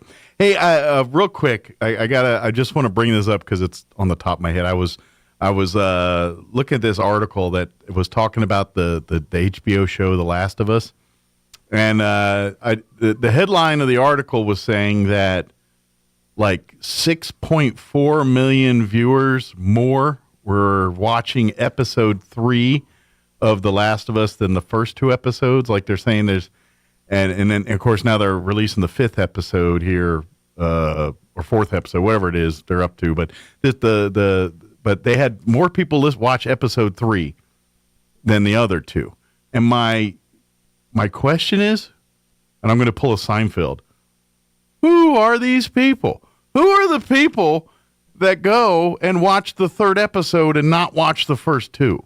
Like cut right to the 3rd episode of a series and then not watch the first 2 and be like, unless the only thing I can think of is these are like the Nick Offerman fan club people that just love Nick Offerman because he's only in the 1 episode, spoiler alert. Yeah, that's the only thing I can think of. But past that, yes, this one has a little bit more public eye because of some of the content for that episode, but I'm guessing. I'm just like, but I don't like who starts it at episode 3. I just don't get that. It doesn't make sense to me. I'm like, if you're gonna, he has played serious roles before. I don't think he's played a homosexual person before, or if he has, I'd not seen him in something else, and he did in this one. And I'm guessing that drew some controversy or whatever, but I don't understand. Who are the people that just tune into episode 3 and then watch the first 2 episodes? See, Oh, well, it's and that might be part of the adaptation part of the show. But yeah, there's a relationship that they talk about in episode 3 that I think it's in the game, maybe not to the level. I got to go, but I just. That's what I said. It's going to go more in that direction. They're headed by the guy who did the second game, which was a lot more controversial. Ah, okay. And I think that original luster that it had is going to be gone. Okay. We got to go. It's after 10. You're listening to 106.5 Roswell's Talk FM, KEND, or Roswell, New Mexico. Take care, everybody. We'll talk to you tomorrow. Unlike his first 2 years in office, the president now faces a divided government, and that will be on display during the speech, with Republican House Speaker Kevin McCarthy seated directly behind the president. The White House says Mr. Biden will focus on his legislative achievements and lay out a plan for the year, but with the GOP-controlled House, the president faces a different political landscape. Greg Clugston, Washington. Speaking with Salem Radio, former GOP Congressman J.D. Hayworth hopes for an effective rebuttal from the GOP response to President Biden's State of the Union. It will be up to Republicans, most notably Governor Sarah Huckabee Sanders of Arkansas,